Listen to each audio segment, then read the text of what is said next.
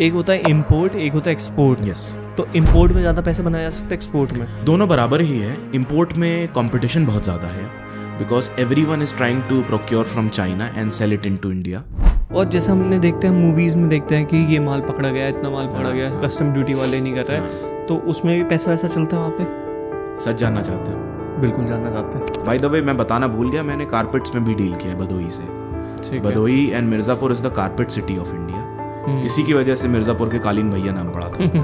इसकी कॉस्टिंग थी छोटे से कि 40 के आसपास पड़ी। कहाँ से मंगाए थे? यूएस से था, क्योंकि वीडियो का एक शॉट लेना सिर्फ उसलिए बनाया था, एक वीडियो के लिए। आप सर्जन बनना चाहते हो लेकिन आपको सर्जरी नहीं आती, तो you are a murderer with knife. इस इंडस्ट्री में क्या क्या फ्रॉड हो सकते हैं आपके साथ? बढ़िया, ये तो बताना बनता है। एसेंशियल कमोडिटीज में कहता हूँ कि बिगिनर्स को दूर रहना चाहिए, क्योंकि आपका एक सुसाइड फार्मूला है परफेक्ट। कि जिन लोगों के पास कुत्ते बिल्ली पेट नहीं है, जो अकेले रहता है, तो उसने एक पत्थर ले लिया, उसके ऊपर 2 आई बना दी और उसको पैकेजिंग करके वो दे रहे हैं। और वो इस वक्त कंपनी पता कितने की है? 500 करोड़ रुपए। इस पॉडकास्ट को करके एक्चुअली मज़ा आ गया, क्योंकि मुझे नहीं पता था कि इंपोर्ट एक्सपोर्ट का बिजनेस इतना बड़ा होता है, लेकिन बहुत आसान भी होता है। आपको कुछ बायर्स के नंबर चाहिए, कुछ सप्लायर के नंबर चाहिए, और घर बैठे कॉल मिलानी है और आपका माल इधर से उधर पहुंच जाएगा और आप लाखों रुपए बना सकते हो। इवन हमने इस पॉडकास्ट के अंदर बुलाया है फहाद को, जो इंपोर्ट एक्सपोर्ट बिजनेस के अंदर 10-15 साल से हैं, और इनके काफ़ी सारे स्टूडेंट्स लाखों रुपए कमा रहे हैं जॉब के साथ साथ।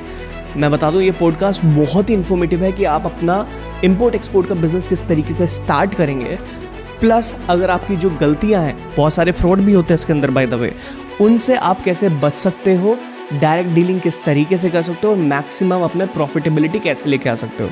अगर आप लोगों को जानना है और सीखना है इस बिजनेस में कैसे आना है और ग्रो करना है, प्रॉफिट्स बनाना है, देन ये पॉडकास्ट आपके लिए है। हाय Fahad. Hi Dhairya, how are you? Pretty well, आप कैसे हो? Very well. यहाँ आके और बढ़िया हो गया हूँ। राइट। सो फहाद, ये जो पॉडकास्ट है ना, ये बहुत इंपॉर्टेंट है, क्योंकि आज तक मैंने ये वाला टॉपिक कवर नहीं करा है, टच नहीं करा है। हम दोनों का ही बिजनेस का बैकग्राउंड है, लेकिन ये थोड़ा सा अलग जोन में चला जाता है हमारे अकॉर्डिंग बिजनेस के। तो इंपोर्ट एक्सपोर्ट एक ऐसा बिजनेस है जो लोगों को लगता है बहुत महंगा है, इसको कहाँ से स्टार्ट करेंगे, कैसा करेंगे।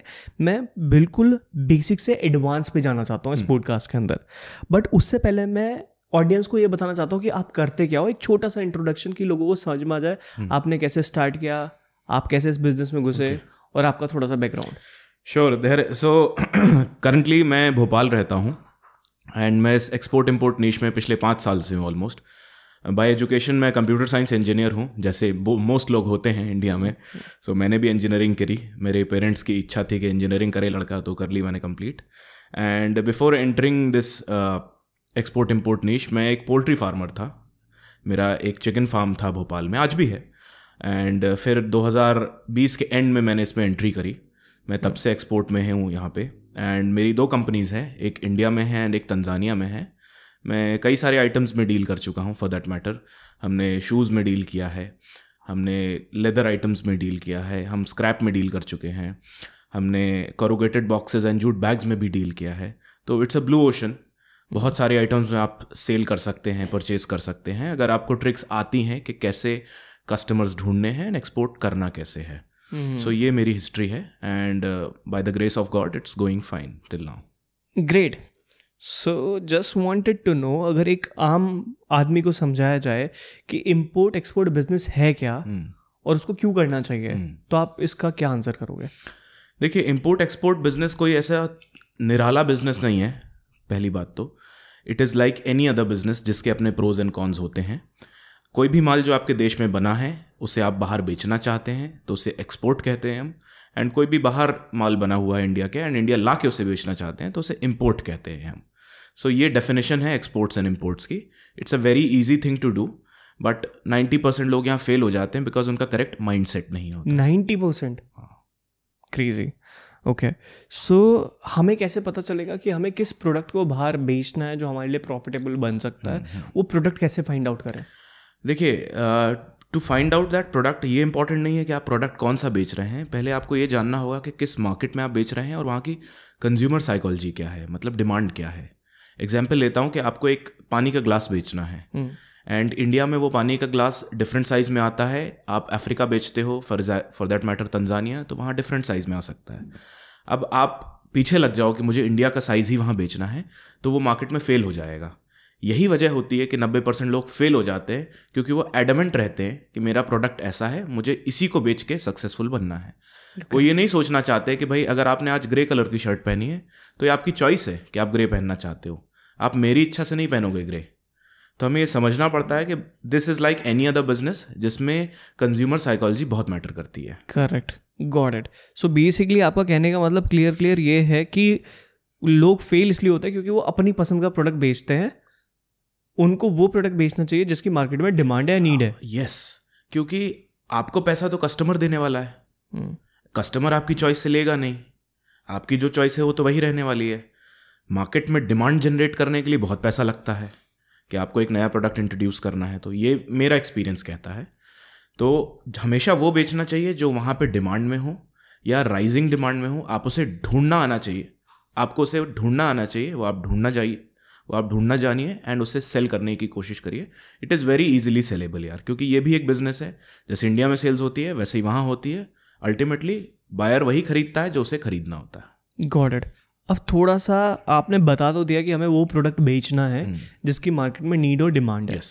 अब इसका रिसर्च वर्क किस तरीके से होगा? रिसर्च और डेवलपमेंट वाले फेज में हम कैसे जाएंगे? थोड़ा सा आप वो बता सकते हैं? बिल्कुल बता सकता हूँ. इसका बहुत ईजी तरीका होता है कि आप पहली चीज़ तो ये है कि फॉरेन कंट्री के आप ई कॉमर्स प्लेटफॉर्म्स पे जाइए एंड वहाँ पे देखिए कि क्या डिमांड में है. एग्जाम्पल, आप अमेजॉन यूएसए पे जाके देख सकते हैं कि अगर आप चाय का कप बेचते हैं तो वहाँ पे चाय के कप का क्या मेजरमेंट है, किस साइज़ का जा रहा है, कितना बिकता है, कौन कौन से मटेरियल का है. एग्जाम्पल, और ये कैसे पता लग गया, सॉरी टू कट यू, कि वो कितना बिकता है? कितना बिकता है मतलब उसमें आप कस्टमर रेटिंग देख सकते हो. Okay, got it. इतनी ज़्यादा रेटिंग है उसकी या इतने ज़्यादा परचेज हुए हैं उसके. इससे देखिए हम एक आइडिया लगाते हैं कि क्या जा सकता है. ये कहीं कॉन्क्रीटली लिखा नहीं है कि यही जाएगा, लेकिन जैसा बिजनेस का प्रिंसिपल होता है कि हमें एस्टिमेशंस मिलते हैं हमेशा. एग्जैक्ट फिगर कभी नहीं मिलता. उसी को यूज़ करते हुए हमें अपनी एक रोड मैप प्लॉट करना पड़ता है.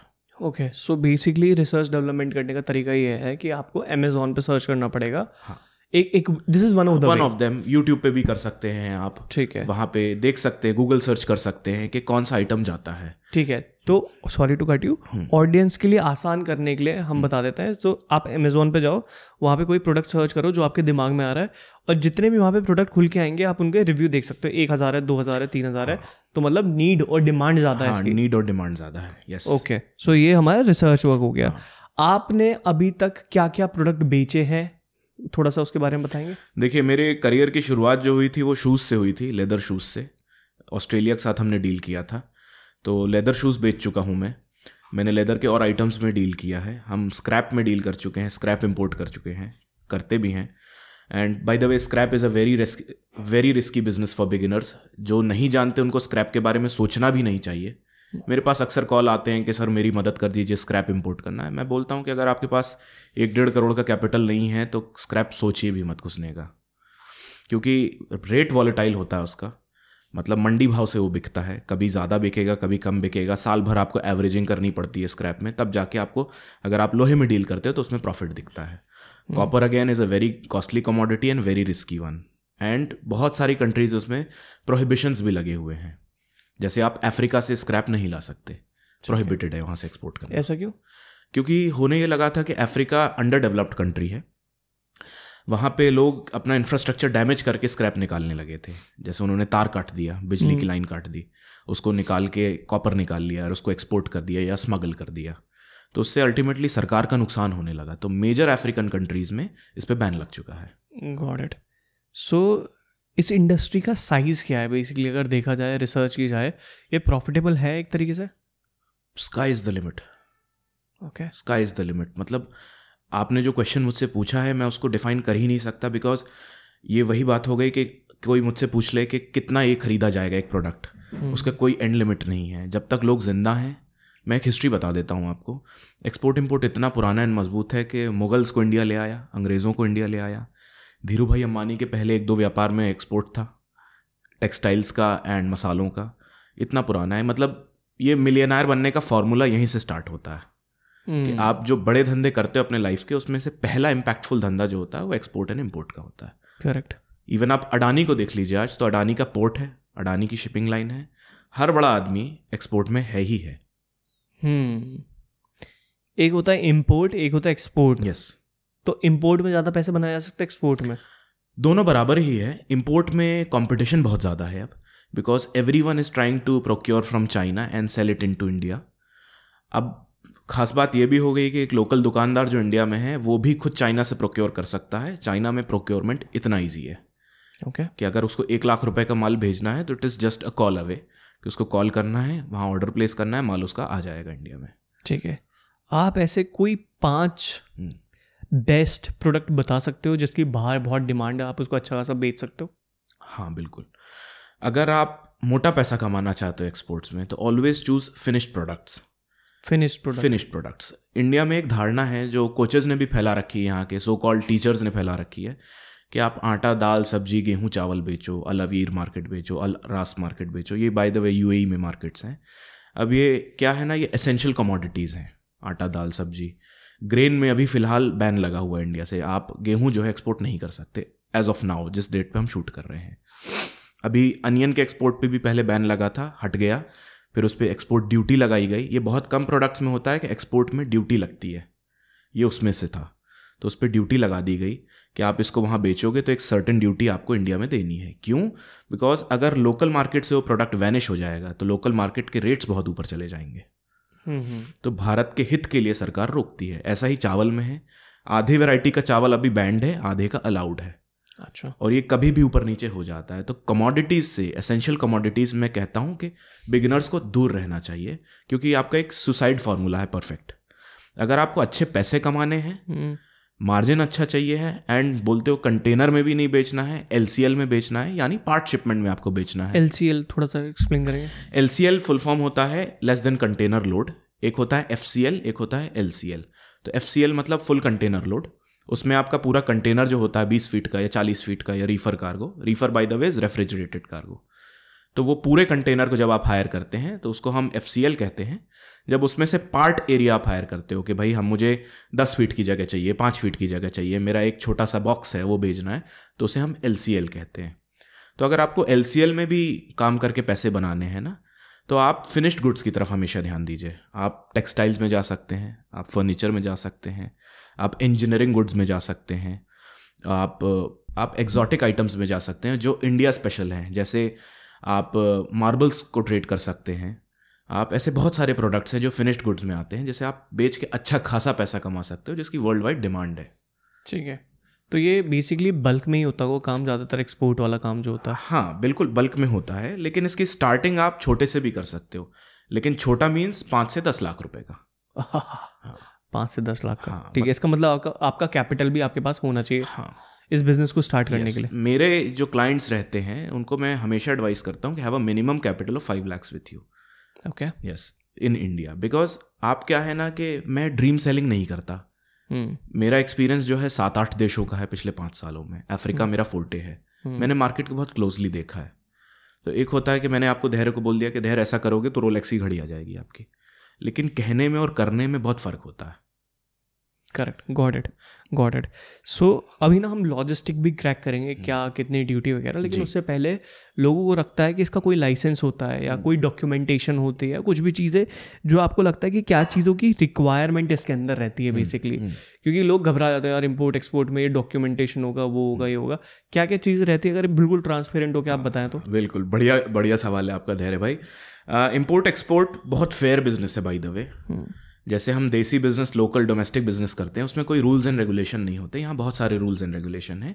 ये आपके फ़ायदे के लिए बने हैं, यानी आपका पैसा नुकसान ना करे, आपका पैसा लूज ना हो, उसके लिए सरकार ने बना रखा है. पहली चीज़ जो आपको चाहिए होती है दैट इज़ अ कंपनी. आप 2-3 तरीके की मेन कंपनी रख सकते हैं. बाय द वे ये बिगिनर्स के लिए मैं बता रहा हूँ, मल्टी मिलियनर्स के लिए नहीं बता रहा हूँ. वो भी कवर करना. हाँ, वो भी कवर करेंगे. तो बिगिनर्स जिनके पास कंपनी नहीं है या स्टार्ट करना चाहते हैं, तो there are basically 2-3 types of firms that you can open. Number 1 is sole proprietorship, जैसे हम दुकान का लाइसेंस कहते हैं या गुमास्ता कहते हैं. और अगर इसको जीएसटी भी तो बोला जा सकता है फिर. हाँ, जीएसटी इसके बाद का स्टेप है, मैं आ रहा हूँ वहाँ पे. ठीक है. तो पहला प्राइमरी है, आपके पास एक शॉप लाइसेंस होना चाहिए अगर आप प्रोप्राइटरशिप फर्म है तो. यहाँ तक कि एक पान वाला भी जिसके पास एक प्रोप्राइटरशिप फर्म है वो एक्सपोर्ट कर सकता है, सरकार की तरफ से पूरी छूट है, नंबर 1। नंबर 2, आप LLP होल्डर हो सकते हैं, LLP कंपनी के मालिक हो सकते हैं, जिसमें मिनिमम 2 डायरेक्टर्स चाहिए होते हैं। LLP bye the way is limited liability partnership. Number 3 is private limited. आप प्राइवेट लिमिटेड कंपनी के मालिक हो सकते हैं जिसमें भी मिनिमम 2 डायरेक्टर्स की रिक्वायरमेंट होती है। ये 3 मुख्य तरह के बिजनेस होते हैं जो एक्सपोर्ट्स कर सकते हैं। फिर इसके बाद जो बड़े लेवल का आता है उसमें पब्लिक लिमिटेड कंपनीज आ जाती हैं, जैसे टाटा, रिलायंस एंड एट्सेट्रा, जिसमें आप पब्लिक होल्डिंग्स ले सकते हो। तो इनको ये छूट है एक्सपोर्ट करने की इंडिया से। सेविंग्स बैंक अकाउंट होल्डर नहीं एक्सपोर्ट कर सकता, मिनिमम एक कंपनी होनी ही चाहिए, करंट अकाउंट होना चाहिए। तो यही आपका सेकंड स्टेप था कि you need to have a current account bank में। नंबर 3 जो आपको चाहिए होता है वो है GST, goods and service tax certificate. पर एक चीज जाननी है मुझे, sorry to cut you please. GST तो बेसिकली इंडिया में जो चीज़ आती है उस पर टैक्स लगाने के लिए, हम तो अपना प्रोडक्ट को बाहर भेज रहे हैं, तो उस पर तो नहीं होना चाहिए कोई टैक्स, आई गेस। मैं बता रहा हूँ इसमें क्या रहता है। सरकार की मेन चिंता ये रहती है कि आपने फर्ज करिए ग्लास खरीदा, इसकी क्या गारंटी कि आप इसे एक्सपोर्ट करोगे। आपने तो खरीद लिया मेरे से, ये बोल के खरीदा कि एक्सपोर्ट करूंगा मैं, आपने लोकल में बेच दिया, 18% GST चुरा लिया। तो गवर्नमेंट को रिकॉर्ड भी तो रखना है कि आपने लिया तो बेचा कहाँ, इंडिया के बाहर, किसको बेचा। तो इसीलिए GST is mandatory for exporters या इंपोर्टर्स भी, कि आपके पास होना चाहिए, ताकि या तो आप इसे LUT पे परचेज करोगे, यानी लेटर ऑफ अंडरटेकिंग के। गॉट इट, ये एक लेटर मिलता है गवर्नमेंट से, आपको LUT लेना पड़ता है, लेटर ऑफ अंडरटेकिंग, ठीक है। इसके बारे में थोड़ा सा बताओगे, एक्सप्लेन करके? हाँ बिल्कुल। LUT जो है आपका CA आपको दिलवाते हैं, ठीक है। बेसिकली ये goods and service department, GST department के लिए होता है, जिसमें आपका GST वेव ऑफ हो जाता है, 0.1% लगता है, या तो आपका पूरा रिफंड आ जाता है GST का। ठीक है। फर्ज करिए कि आपने 1 लाख का माल एक्सपोर्ट किया और जिसमें 18% GST के साथ आपने खरीदा था, तो 18,000 जो उसका पैसा होगा वो आपको वापस दे देगी सरकार, क्योंकि आपने देश हित में उसको एक्सपोर्ट किया है।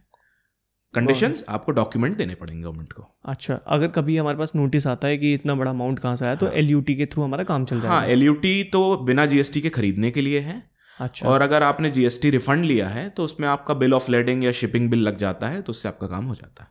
अच्छा, लेटर ऑफ अंडरटेकिंग हो गया, और इसके अलावा आपका इंपोर्ट एक्सपोर्ट कोड भी कुछ होता है? यस, इसको IEC कहते हैं देसी भाषा में, इंपोर्ट एक्सपोर्ट कोड। 500 रुपये का मिलता है। ये भी एक धारणा बनी हुई है मार्केट में गलत, कि इसके लिए हज़ारों लाखों रुपए चाहिए। नहीं, DGFT की वेबसाइट आप गूगल सर्च करेंगे तो उस पर जाके आप जस्ट 500 रुपये में इसको बनवा सकते हैं। मैक्सिमम 1 दिन या 2 दिन में आ जाता है। जब मैंने इस इंडस्ट्री में कदम रखा था तो ये 15 दिन में आता था, अभी 1 दिन में आता है। ठीक है। सो आप इसे ले सकते हैं, आपको किसी के पास जाने की ज़रूरत नहीं है, घर बैठे इसको बनवा सकते हैं। This is very easy. ठीक है। सो आपने 2 सर्टिफिकेट बता दी, इंपोर्ट एक्सपोर्ट कोड हो गया, LUT हो गया, और जो आपने कंपनी अगर रजिस्टर्ड है तो वो वाली चीज़ हो गई, और GST आपका हो गया। तो 4 चीज़ें बेसिकली मोटा मोटा ये चाहिए। ये है एक बेसिक सेटअप के लिए। आप चलते पूरा एडवांस के ऊपर, उसके लिए क्या चाहिए? भाई एडवांस के लिए 2-3 चीज़ें आपको ध्यान रखनी होती हैं, क्योंकि मैंने कहा था ये ड्रीम सेलिंग नहीं होगी। तो प्रैक्टिकल बिजनेस है, कोई सामान आपको अगर बेचना है तो पहले प्रोक्योर करना पड़ेगा, क्योंकि अगर वो सामान है नहीं आपके पास तो बेचोगे क्या। तो number 1 is a strong seller, a supplier. कोई भी सामान आपको बेचना है तो बायर से ज़्यादा important, by the way international words में हम बायर्स कभी नहीं कहते किसी को। No one likes to be sold, it's a very negative word. हम उसे क्लाइंट्स या प्रॉस्पेक्ट ऐसा कहते हैं, और बहुत लोग लीड्स कहते हैं। ठीक है, जब वो कन्वर्ट हो जाता है तब वो क्लाइंट बनता है। सो पहली चीज़ तो ये है कि आपको एक स्ट्रॉन्ग सेलर चाहिए, जो मैं अपने क्लाइंट्स को ट्रेन करता हूँ कि आप अगर एक प्रोडक्ट में डील कर रहे हो, एग्जाम्पल आप एक फर्नीचर बेच रहे हो, तो you need to have 5 minimum sellers of that very item. क्यों? बिकॉज आपको कॉम्पिटिटिव रेट्स देने हैं, नंबर 2 क्वालिटी देनी है, नंबर 3 टाइमली डिलीवरी देनी है। इन 3 चीज़ों को जब मैच करते हो ना, तो तब आप एक वॉनाबी एक्सपोर्टर से एक एक्सपोर्टर बनते हो, और एक एक्सपोर्टर से सीरियल एक्सपोर्टर बनते हो। क्योंकि कोई क्लाइंट आपसे अगर खरीद रहा है तो पहली बार तो आपके ब्रांड पे ट्रस्ट करेगा, वो आपके चेहरे पे। दूसरी बार से आपकी सर्विस पे ट्रस्ट करेगा, आपके शब्दों पे ट्रस्ट करेगा। तो यहाँ वर्ड्स आर मनी, कि अगर आपने कमिटमेंट दिया है तो वो पूरा होना चाहिए। इंडिया में एक्सपोर्ट डेफिसिट है बाय द वे। इंडिया का इंपोर्ट ट्वाइस एज मच है as compare to export. Okay, दुगना है इंपोर्ट। क्या बात कर रहे हो? हाँ, दुगना है। दिस इज ऑन पेपर, ये मेरे फैक्ट्स नहीं है, आप गूगल सर्च करेंगे मिल जाएगा। नियरली डबल है। मतलब इट्स 95% मोर देन एक्सपोर्ट्स। मुझे लगता है चाइना का खाली ज़्यादा एक्सपोर्ट होगा। चाइना का प्योर डोमिनेंस है एक्सपोर्ट्स में, प्योर डोमिनेंस है। अब मैं यहाँ पे सभी व्यूअर्स को बताना चाहता हूँ एक बात, जो बायर के लिए रोते हैं, export is never about buyer, it is always about the seller. Live example है हमारे पास, चाइना जैसी कंट्री एक्सपोर्ट्स में नंबर 1 ऑलमोस्ट है, नंबर टॉप 3 में घूमती है वो, 1 2 3 1 2 3। 1 2 3 में कौन कौन है वो भी बता दो। 1 2 3 में पहला अमेरिका है, दूसरा चाइना है, तीसरे की लड़ाई चलती रहती है। ठीक है, तो 2 तो फिक्स हैं कि 1 2 3 में चलते रहेंगे, जिसमें चाइना मेन 1 या 2 में घूमता है। भारत का क्या नंबर है? भारत का नंबर एक्सपोर्ट्स में काफ़ी पीछे है। इवन मैं एक सैड फैक्ट बताता हूँ कि टेक्सटाइल एक्सपोर्ट्स में बांग्लादेश हमसे आगे है। क्या बात कर रहे हो? बांग्लादेश हमसे आगे है। इंडिया नंबर 1 पे था, इंडिया ने वो पोजीशन खो दी है। बांग्लादेश 1 2 3 पे है, इंडिया 5वें 6वें पे घूम रहा है अभी। मतलब ये इंडस्ट्री पूरी तरीके से अभी ब्लू ओशन के अंदर, ब्लू ओशन अनटच्ड है। एक समुंदर है, आपके बेटे के बेटे के बेटे के जितनी हैसियत है उतनी बाल्टी डालो, पानी निकाल लो। ओके, ठीक है। आप कुछ ऐसा बताओगे इंडिया क्या क्या बड़ी चीज़ एक्सपोर्ट करता है, मतलब जहाँ से इंडिया को काफ़ी फ़ायदा होता है, एक्सपोर्ट करता है जो चीज़ें? जैसा मैंने शुरू में भी कहा था, सबसे मेन जो इंडिया का डोमिनेंस है वो है कमोडिटी प्रोडक्ट्स में, फूड्स एंड वेजिटेबल्स में, फूड आइटम्स में, क्योंकि भारत का जो क्लाइमेट है वो उसे सपोर्ट करता है ना। यहाँ का क्लाइमेट इतना बढ़िया है, जैसे नासिक से अनियन जाती है, वहाँ से ग्रेप्स भी जाते हैं, एंड वहाँ की अनियन की खास बात यह है कि मॉइस्चर जल्दी छोड़ती नहीं है वो, जब वो ट्रांजिट में होती है ना। इवन नासिक की अनियन यूरोप में जाती है, मेरे क्लाइंट्स बेच रहे हैं। प्रॉफिटेबल है वो, अच्छा, better, much better than UAE, much better than UAE. They want superior quality, but rates भी ज़्यादा देते हैं वो। और भारत में ऐसी क्या चीज़ है जो भारी मात्रा में इंपोर्ट होती है? इंडिया का इंपोर्ट में सबसे 1 जो है वो इलेक्ट्रॉनिक्स है। और ये कहाँ से आता है? चाइना। ओके, ठीक है। आपने अभी तक सबसे ज़्यादा वियर्डेस्ट प्रोडक्ट क्या देखा है बिकते हुए? भाई इसकी कोई डेफिनेशन नहीं, कुछ भी बिक जाता है। मैं आपको एक कमाल की चीज़ बताऊँ। हाँ प्लीज़। हम शॉक्ड हो गए थे, हम इंटरनेट पे एक वीडियो देख रहे थे, पेट रॉक करके, सुना आपने? पेट रॉक नहीं, एक पत्थर है, नदी में से निकाल लिया और वो उसको बेच रहे हैं 7,000 रुपए का। बिक रहा होगा भाई, 100% बिक रहा होगा। Can you imagine? उस पे रिव्यू पता है कितने हैं? अमेजोन के ऊपर 7,000 रिव्यू हैं, 7,000 रिव्यू। तो इसका मतलब डिमांड बहुत क्लियर है। मैं आपको उसकी साइकोलॉजी बताता हूँ। उसने करा क्या है कि जिन लोगों के पास कुत्ते बिल्ली पेट नहीं है, जो अकेले रहते हैं, तो उसने एक पत्थर ले लिया, उसके ऊपर 2 आई बना दी और उसको पैकेजिंग करके वो दे रहे हैं। और वो इस वक्त कंपनी पता कितने की है? 500 करोड़ रुपए। This is crazy man. मतलब बेचना आता है तो कुछ भी बेच सकते हो, कुछ भी बिक रहा है। मतलब वो खाली, जैसे अगर हम कहीं नदी के किनारे चले जाएं, वो पत्थर है, वही वाले पत्थर है, सेम छोटे छोटे पत्थर हैं, और वो इस तरीके से इमोशन सेल्स कर रहे हैं। बेसिकली वो बता रहे हैं कि अगर आप अकेले हो तो आप इससे बात कर सकते हो, ये कर सकते हो, वो कर सकते हो, ये कर सकते हो। अगर अमेजोन पे लोग सर्च भी करेंगे ना, पेट रॉक करके, वो खुल के आ जाएगा। और 7,000 रुपए का है वो। भाई साहब, मतलब लोगों के पास पैसा है, लेकिन सिलेक्टिव पैसा है, उनको खर्च कहाँ करना है।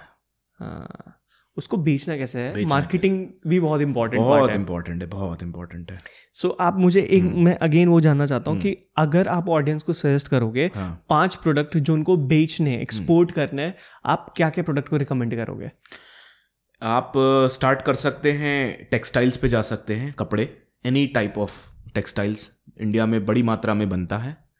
आप जूट में जा सकते हैं, जूट के बहुत सारे आइटम है, इको फ्रेंडली है जूट, एंड आजकल उसे इको, मतलब उसका प्रो अर्थ का टैग मिला हुआ है कि अर्थ के सपोर्ट में है।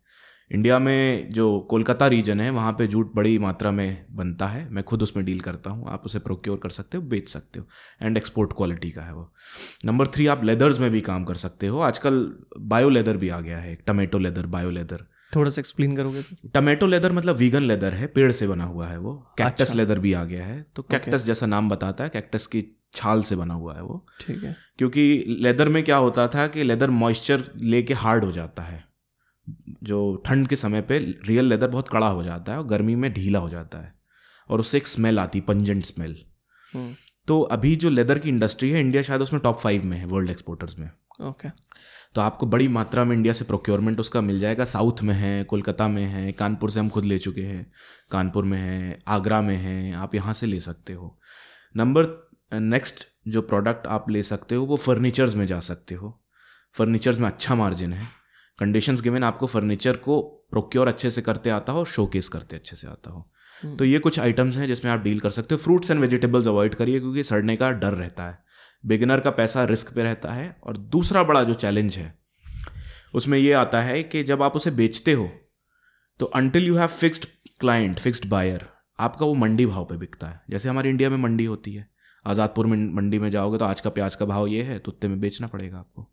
तो वो आपके एवरेजिंग पे अटक जाता है। एवरेजिंग मतलब, एवरेजिंग मैं बता दूं व्यूअर्स को कि मान लो आपने हर महीने 3 कंटेनर बेचा, एक कंटेनर की कॉस्ट मान लेते हैं 10 लाख, तो 30 लाख रुपए का टर्नओवर महीना हो गया, साल का 3.5 करोड़ लगभग बैठा। तो किसी महीने आपको प्रॉफिट होगा, किसी महीने नुकसान होगा, किसी महीने ब्रेक इवन होगा।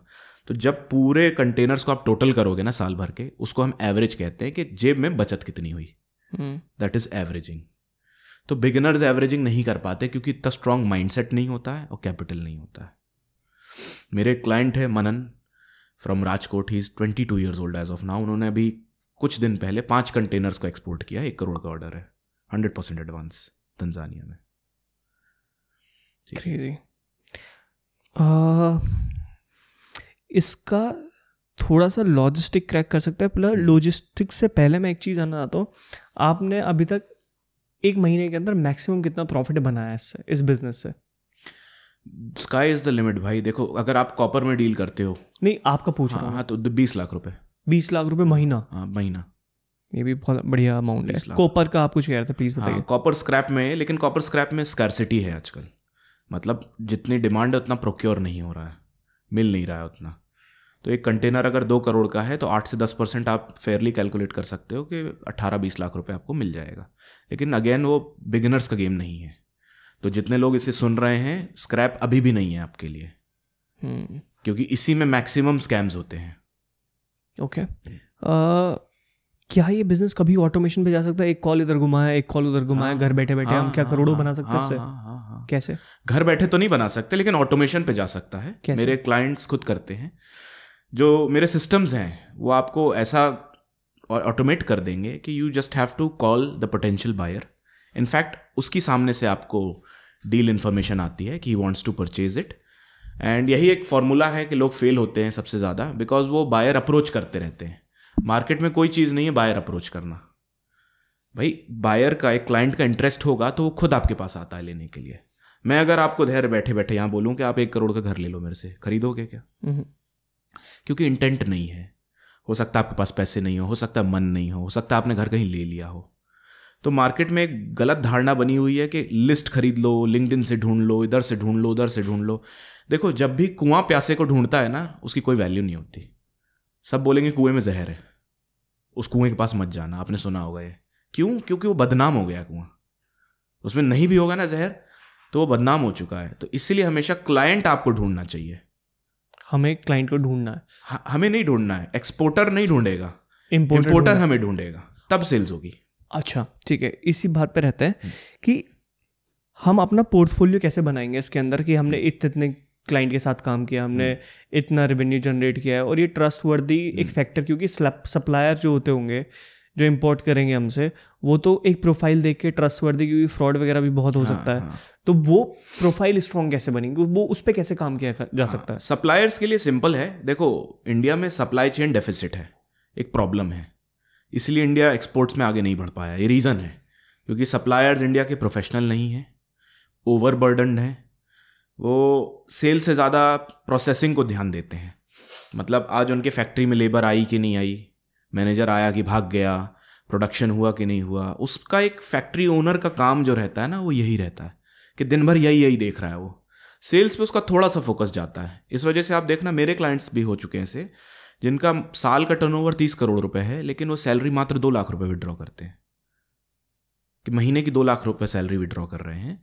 मतलब 30 करोड़ का धंधा करने का मतलब क्या फिर आपका, जब आपको 2 ही लाख कमाना है महीने का। तो बोलते हैं sir we are very busy कि रॉ मटेरियल आया कि नहीं आया, वी आर वेरी बिजी कि लेबर आई कि नहीं आई, वी आर वेरी बिजी कि क्वालिटी चेक हुए कि नहीं हुए। जितने लोग जो मैन्युफैक्चरर्स हैं वो इससे रिलेट कर गए होंगे। पर ये तो एक जिसका प्लांट है, फैक्ट्री है, वो तो उसका तो यही काम है एक तरीके से देखा जाएगा। एक्सपोर्टर तो कोई और होता होगा ना? हाँ, 2 तरीके के एक्सपोर्टर्स होते हैं इंडिया में, इनफैक्ट वर्ल्ड में। एक होता है मर्चेंट एक्सपोर्टर, हम और आप जैसे लोग, ट्रेडर्स जिसको कह सकते हैं, कि माल किसी और का हम खरीदेंगे और हम बेचेंगे। नंबर 2 इज मैन्युफैक्चरर एक्सपोर्टर, कि माल भी उन्हीं का, मेकर्स भी वही, सेल भी वही करेंगे।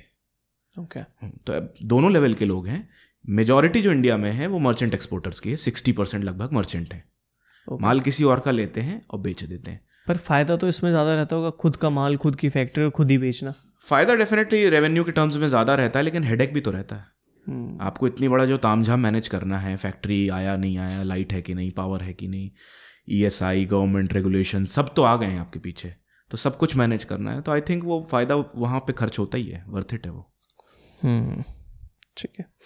सो हम चलते हैं थोड़ा सा ब्रेक डाउन करने के लिए। जैसे आपने बताया कि 20 लाख रुपए महीना आराम से आप बना रहे हो, और इवन आपके क्लाइंट भी होंगे जो अच्छा खासा बना रहे होंगे। आपका मैक्सिमम क्लाइंट एक महीने में कितने बना लेता है, एक प्रॉफिट के उससे देखा जाए तो प्रॉफिट? अगर आप सोच रहे हैं कि मैं बीच में कहाँ से आ गया, तो मैं आपको बता दूं, मैं आपकी मदद करने के लिए आया हूँ। अगर आप वर्किंग प्रोफेशनल या बिजनेस ओनर हो और अपने बिजनेस के अंदर लीड्स, मार्केटिंग, सेल्स, ब्रांडिंग नहीं कर पा रहे हो, तो इसमें मैं आपकी मदद कर सकता हूँ। और इवन अगर आपको ये भी फील हो रहा है कि आपका बिजनेस सैचुरेट हो चुका है, तो मैं इसमें आपकी मदद कर सकता हूँ। नीचे डिजिटल धैर्य की ट्रेनिंग है, वहाँ पे क्लिक करके आप देख सकते हो कि आप अपने बिजनेस को जीरो से कैसे स्केल कर सकते हो और इवन सैचुरेटेड बिजनेस को दोबारा से कैसे चला सकते हो। Now you can enjoy this podcast. देखिए, प्रॉफिट जनरलाइज नहीं कर सकते, मैं आपको सेक्टर्स में बांट देता हूँ। ठीक है। सेक्टर्स में अगर आप बांटोगे इसको ना, सो जो एसेंशियल कमोडिटीज में डील कर रहे हैं, they are making 4-5 lakh rupees, 3 lakh rupees a month. Okay, ठीक है। क्योंकि फिर उनको टर्नओवर भी 30-40-50 लाख का महीने का दिखाना है, तब जाके उनका 10% आप इमेजिन कर सकते हो कि उनका मार्जिन होने वाला है। जो मेरे एग्जॉटिक आइटम्स में डील करते हैं वो 10 लाख के टर्नओवर में 3 लाख बनाए ले रहे हैं। अच्छा। तो 2 फैक्टर्स हैं यहाँ पे, एक है नीड कैटेगरी का प्रोडक्ट, एक है डिजायर कैटेगरी का प्रोडक्ट। बाय द वे मैं बताना भूल गया, मैंने कारपेट्स में भी डील किया है भदोही से। Bhadohi and Mirzapur is the carpet city of India. इसी की वजह से मिर्जापुर के कालीन भैया नाम पड़ा था उनका। ठीक है, फॉर अ रीजन था वो। तो मिर्जापुर को कालीन की सिटी कहा भी जाता है। इसमें भी बहुत मोटा मार्जिन है। मतलब ये प्रोडक्ट्स जिनकी मैंने बात करी आपसे, इसमें MRP नहीं होती। धैर्य ने बोला कि धैर्य के टेबल की कॉस्ट 20 लाख है तो है। लेना है तो ठीक है, नहीं तो नहीं लो। मैंने जो अपनी लाइफ में सबसे महंगे कारपेट्स देखे हैं वो भदोही के ही हैं, मिर्जापुर के हैं। 25 लाख रुपए का एक कारपेट। क्या? 25 लाख रुपए का एक कारपेट। फक।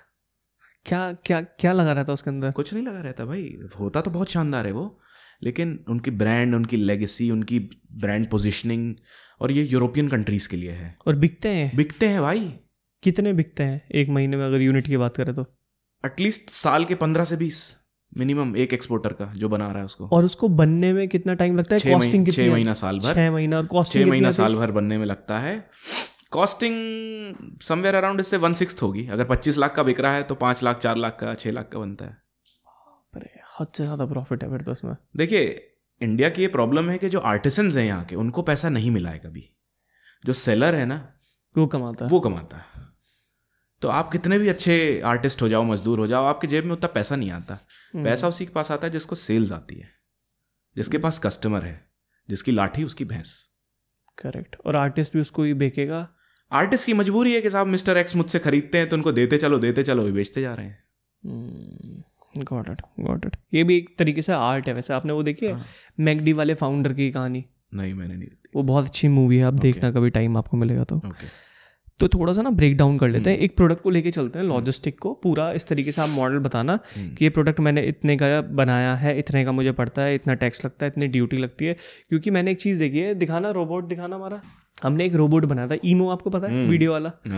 पूरा इंडिया जानता है ईमो को। हाँ, तो ये हमने मंगाया था। इसकी कॉस्टिंग थी छोटे से की 30,000 रुपये।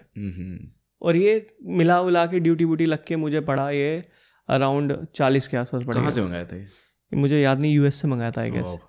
US से था। ओके।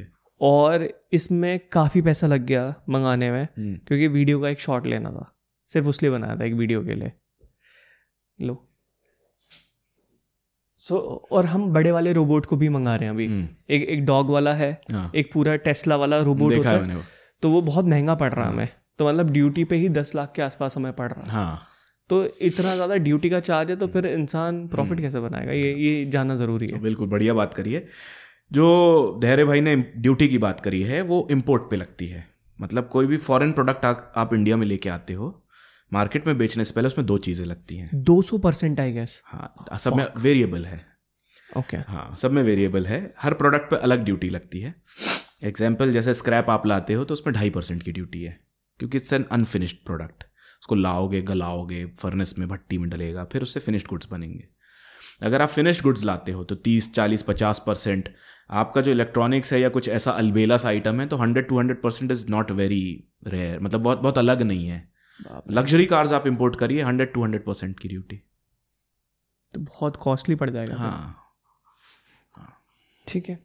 तो मतलब हर प्रोडक्ट के हिसाब से अलग अलग रहता है। हाँ। और अगर कोई इलेक्ट्रॉनिक्स का बिजनेस करना चाहेगा वो तो बर्बाद हो जाएगा फिर। नहीं, बर्बाद क्यों होगा भाई, इंडिया में बहुत सारे इलेक्ट्रॉनिक इंपोर्टर्स हैं, ठीक है, बड़ी तादाद में आता है इलेक्ट्रॉनिक्स, और उसमें इतनी ज़्यादा ड्यूटी नहीं है। 10% से लेकर 15, 20, 30% की है, कुछ में 50% भी है। खास बात यह है, अगर आप ध्यान दें, चाइना उसके बाद भी सेल कर रहा है। उसकी मैन्युफैक्चरिंग कॉस्ट इतनी सस्ती है। मैं आपको वो भी रीज़न बताऊंगा क्यों इतनी सस्ती है। नंबर 2, वो जब यहाँ भेज देता है ना, तो भी यहाँ का दुकानदार प्रॉफिट में होता है। ओके। इतनी सस्ती उसकी मैन्युफैक्चरिंग कॉस्ट है चाइना की। एक टीवी की ले लेते हैं, हाँ, सोनी ब्राविया ले लिया, जो 8 लाख का टीवी है। 8 लाख का टीवी, वो कितने में बनाते होंगे? अगर सोनी, वैसे तो चाइनीज ब्रांड नहीं है, अगर चाइना में बनेगा तो हार्डली 40-50 हज़ार बना देगा। और 8 लाख का बेच देते हैं। अब वो बेचना, देखिए, टीवी नहीं बिक रहा है, वो ब्रांड बिक रही है। और अच्छा ठीक है, अभी ब्रांड को छोड़ देते हैं। अभी मैं कॉस्टिंग निकालना चाहता हूँ। 40-50 हज़ार का उन्होंने बनाया, 200% ड्यूटी में मान लेता हूँ उस पर, तो टोटल मिला के कितना हो गया? अगर 40 हज़ार का टीवी है, 200% ड्यूटी है, तो 1,20,000 पहुंच गया। अरे बाप रे, तो बहुत ज़्यादा प्रॉफिट है फिर इसमें अगर देखा जाए तो। ठीक है। आपको पता है कि इस रोबोट को मंगाने के लिए मुझे बहुत आफत लगी है, बहुत डॉक्यूमेंटेशन लगा है। ड्यूटी वालों ने बोला कि आप दिल्ली वाले ऑफिस से उठा लो। मतलब मैं तो उम्मीद छोड़ दी थी, मैंने कहा हटा, 30-40 हज़ार रुपए गए, जाने दो, अब मैं नहीं देख रहा। उन्होंने आधार कार्ड लिया, फिर उन्होंने बोला कि कोई रोबोट नहीं आ सकता because of the security reason वगैरह, ये सारी चीज़ें नहीं आ सकती।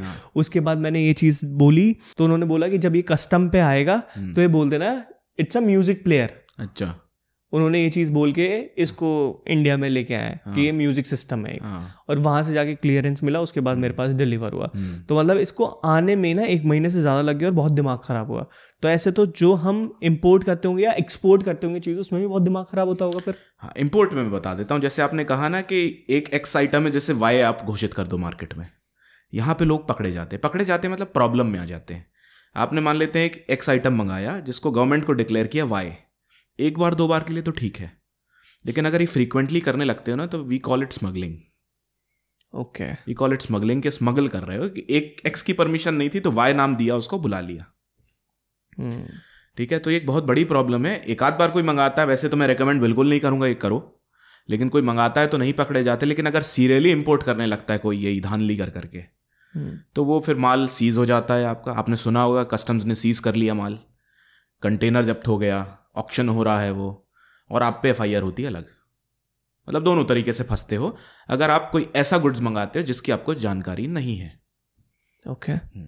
अब एक और चीज़ मुझे जाननी है आपसे कि जब मैंने ये मंगाया था ना तो मैंने हिम्मत छोड़ दी थी, अब मैं नहीं मंगा रहा, ना मैं फॉलोअप कर रहा, इतना कौन फॉलोअप करेगा। तो ऐसे तो बहुत सारे लोगों के प्रोडक्ट रह जाते होंगे। हाँ, उन प्रोडक्ट का क्या होता है? देखिए, जो अनक्लेम्ड प्रोडक्ट है, इसका एक टेक्निकल वर्ड है कि अनक्लेम्ड प्रोडक्ट है, जिसकी कोई क्लेम करने नहीं आया। तो जिसका कोई नहीं होता उसकी सरकार होती है, वो सरकार का हो जाता है, उसको ईयर एंड पे ऑक्शन कर देते हैं। अच्छा। हाँ। और ऑक्शन किस हिसाब से करते हैं कि प्रोडक्ट को देख के क्या प्रोडक्ट है या बस ऐसी ही कि खरीद लो ना? आप मान लेते हैं कि आपके पास एक बिल ऑफ लेडिंग होता है, BL, और एक PI होती है, प्रोफॉर्मा इनवॉइस मतलब बिल। तो उसमें लिखा रहता है कि इस कंटेनर, इस डब्बे के अंदर ये है। तो उसको जो कस्टम्स है पब्लिक प्लेटफॉर्म पे अनाउंस करता है, जैसे पेपर में दे दिया, टीवी में दे दिया, सोशल मीडिया पे दे दिया। अब उसके रेट्स जो होते हैं एक्चुअल, जब ऑक्शन रेट होता है तो उससे 1/3 1/4 होते हैं। अगर 100 रुपये का माल है वो एक्चुअल में, 25-30 रुपये में ऑक्शन होगा वो सीज्ड आइटम। और ये कहाँ होता है कि हम जाके माल उठा लें? हाँ, ये पेपर में पब्लिश होता है कि जैसे JNPT port Mumbai, Jawaharlal Nehru port terminal जो है वहाँ पे, आईसीडी तुगलकाबाद हमारे दिल्ली में, हर पोर्ट का अपना अपना होता है। कोई भी जाके खरीद सकता है? नहीं, उसमें रजिस्टर करना पड़ता है आपको। अच्छा। ऐसे वन फाइन डे वॉक करके नहीं जा सकते आप, आपको बिड करनी पड़ती है वहाँ पे, क्योंकि बिडिंग होती है, ऑक्शन होता है। अच्छा। तो रजिस्ट्रेशन होगा आपका, ठीक है, आप बिड करोगे वहाँ पे और जो हाईएस्ट बिड होती है उसको दे देते हैं, लेकिन उनकी हाईएस्ट भी जो होती है मार्केट से 3 टाइम्स लेस होती है। Got it. और जैसे हमने देखते हैं मूवीज में देखते हैं कि ये माल पकड़ा गया, इतना माल पकड़ा गया, कस्टम ड्यूटी वाले नहीं कर रहे हैं, तो उसमें भी पैसा वैसा चलता है वहाँ पे? सच जानना चाहते हो? बिल्कुल जानना चाहते हैं। हाँ भाई, पैसा चलता है, पैसा सब जगह चलता है। तो फिर इसका मतलब अगर कोई ऐसा प्रोडक्ट है जो हमें इंपोर्ट कराना है और जिसकी बहुत वैल्यू है इंडिया में, और कस्टम पे अगर वो क्लियर नहीं होता, जाके उनसे बात कर लो कि भाई हमारे प्रोडक्ट है, तुम 1 लाख रुपए ले लो, 2 लाख ले लो, 10 लाख ले लो, वो क्लियर कर देते हैं? नहीं, ऐसा नहीं है। देखो, उनकी भी नौकरी पे है बात। तो नौकरी से ज़्यादा अमाउंट दे देंगे अगर? नहीं, नौकरी से ज़्यादा अमाउंट नहीं, मेन रेपुटेशन डैमेज भी होती है, जेल भी होती है। तो जो मैंने देखा, इवन इंडिया के फॉरेन कंट्रीज़ में, यूएई में भी मेरे क्लाइंट्स काम करते हैं, सब जगह, तो जब वो पैसे की डिमांड करते हैं ना, तो किसी भरोसेमंद पात्र से लेते हैं वो। एग्जाम्पल, आप और मैं हैं, मेरे पास एक एक्स बंदा आया जो आपसे काम चाहता है, तो वाया मी जाएगा। ओके। ताकि वो कल को फंसे नहीं। ठीक है। मतलब जो ऑफिसर आपसे लेगा पैसा, ठीक है, वो डायरेक्ट नहीं लेगा, वो बीच में 2-3 कड़ी लगी रहेगी लोगों की, उसके थ्रू पैसा आएगा और उनका भी कट होते हुए जाएगा। ठीक है। तो बीच में कोई ना कोई एक दलाल रहता है, हाँ, जो कस्टम ऑफिसर के साथ मिले रहते हैं और वही सबका काम कराते होंगे फिर। हाँ, वैसे तो नहीं करना चाहिए, दिस इज नॉट एडवाइस, लेकिन ये होता है। नहीं, मैं अपनी क्यूरियोसिटी के लिए जान रहा हूँ। पब्लिक प्लेटफॉर्म है तो मुझे बताना पड़ेगा। चलो ठीक है, जो चीज़ नहीं भी जाननी चाहिए मैं वो प्लीज जान पूछ लो भाई, पूछ लो। ठीक है। तो थोड़ा सा ना एक प्रोडक्ट को लेके थोड़ा सा बात करते हैं कि लॉजिस्टिक, कस्टम ड्यूटी वगैरह, एक प्रोडक्ट आप बनाओ अपने हिसाब से कि ये प्रोडक्ट इतने का है, मैं यहाँ से एक्सपोर्ट कर रहा हूँ, तो मैं इतना पैसा मिलता है और मेरी इतनी कॉस्टिंग आती है और ये मेरा प्रॉफिट बच जाता है। एक मोटा मोटा जो आपने अभी तक करा है। ठीक है, मैं फिनिश्ड गुड्स की बात करता हूँ। एग्जाम्पल, मैंने बेचना है कोरुगेटेड बॉक्स, पुट्ठे का डब्बा, कार्डबोर्ड बॉक्स जिसे कहते हैं। ठीक है। एक कार्डबोर्ड बॉक्स अगर आपको 10 रुपए का पड़ रहा है, अज्यूमिंग, नहीं एक्चुअली में कितने का पड़ता है वो साइज के हिसाब से, जैसे आपको ये टिश्यू पेपर रखा है, फर्ज करिए 7, 8, 9 रुपए, 10 रुपए का पड़ेगा ये। 10 रुपए ले लेते, 10 रुपए का पड़ेगा ये, ठीक है। तो 10 रुपए इसकी कॉस्ट हो गई। अब मैंने इसमें डाला 40% प्रॉफिट, मतलब 4 रुपए डाल दिया, या 50% डाल दिया, 5 रुपए डाल दिया, 15 रुपए का हो गया। 15 रुपए हो गया। मुझे मालूम है कि नेगोशिएट होगा अभी ये। हाँ। ध्यान रखिएगा, ये फिनिश गुड्स तो है, लेकिन इसमें कोई ना कोई आइटम अभी पैक होने वाला है। ठीक है। तो ये पहुंच गया आपका 15 रुपए का। ठीक है। 15 रुपए आपका प्रॉफिट है और प्रोक्योरमेंट है, प्लस ये पैकिंग की, डिब्बे की पैकिंग, खुद भी तो पैक होगा वो। ठीक है। फर्ज कर लेते 50 पैसे का हो गया, 50 पैसे का पैकेजिंग हो गई। 14 रुपए 50 पैसे बचे। 14 रुपए 50 पैसे का पड़ गया आपको ये। कैलकुलेटर खोल लो जरा। हाँ, कैलकुलेटर खोल लीजिए प्लीज। 14 रुपए 50 पैसे का आपको ये पड़ा, प्लस जो आपका मैन्युफैक्चरर है वहां से लेकर पोर्ट तक भेजने की कॉस्ट मान लेते हैं 1.5 रुपए हो गई। 1.5 रुपए माइनस कर दो। नहीं, माइनस नहीं, ऐड कर दो, 16 रुपए हुआ। अच्छा, 16 रुपए का पड़ा आपको। अच्छा, ठीक है। पोर्ट पे पहुंचा के देने का। ठीक है। और प्लस वहां पे 1 रुपए की फॉर्मेलिटीज, ठीक है, सरकारी फॉर्मेलिटीज, तो ये 17 रुपए का पड़ गया। तो आपकी सेल कॉस्ट ये हुई एफओबी पे, एक इनको टर्म है, यानी फ्री ऑन बोर्ड, कंटेनर के अंदर लोड करने तक, जिसको हम देसी भाषा में कहते हैं ठूसने तक का पैसा 17 रुपए पड़ा आपको। तो 17 रुपए का आपको ये बेचना है ऑन एफओबी इनको टर्म्स। ओके, ये उसकी कॉस्ट है। अब इसमें चैलेंजेस जो आते हैं, जो आप पूछ रहे थे, रास्ते का ये है कि मान लेते हैं कि माल निकला एक जगह से, एक एक्स सेलर के यहाँ से निकला, रास्ते में ट्रक का एक्सीडेंट हो गया, तो उसके लिए इंश्योरेंस है हमारे पास। ट्रक पानी में गिर गया, बारिश हो गई, खराब हो गया, क्योंकि ये अगर कोरुगेटेड बॉक्स की बात करोगे ना आप, तो ये गत्ते का डब्बा नमी खा लेता है, मॉइस्चर ले लेता है। उसके बाद 2 चीज़ें होती हैं, ये रबर बन जाता है, और दूसरी चीज़ इससे बदबू आने लगती है, बहुत बुरी बदबू आती है।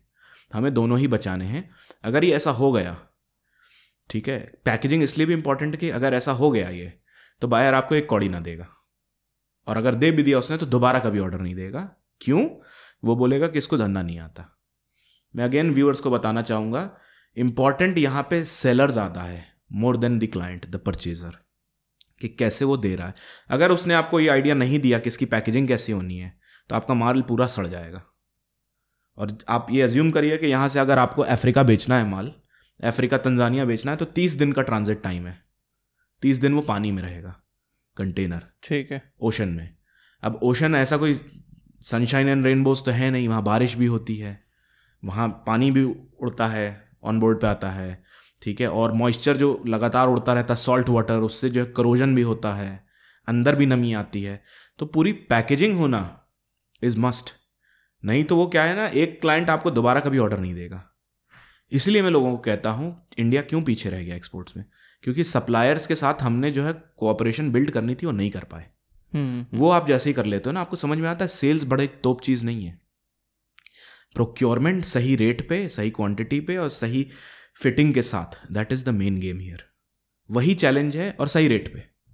Got it. कि आपको देखिए क्या होता है, मेरे पास बहुत लोग आते हैं, बोलते हैं सर मेरे पास एक CHA है जो मेरे को 100 रुपये में भेज रहा है माल, एज्यूमिंग।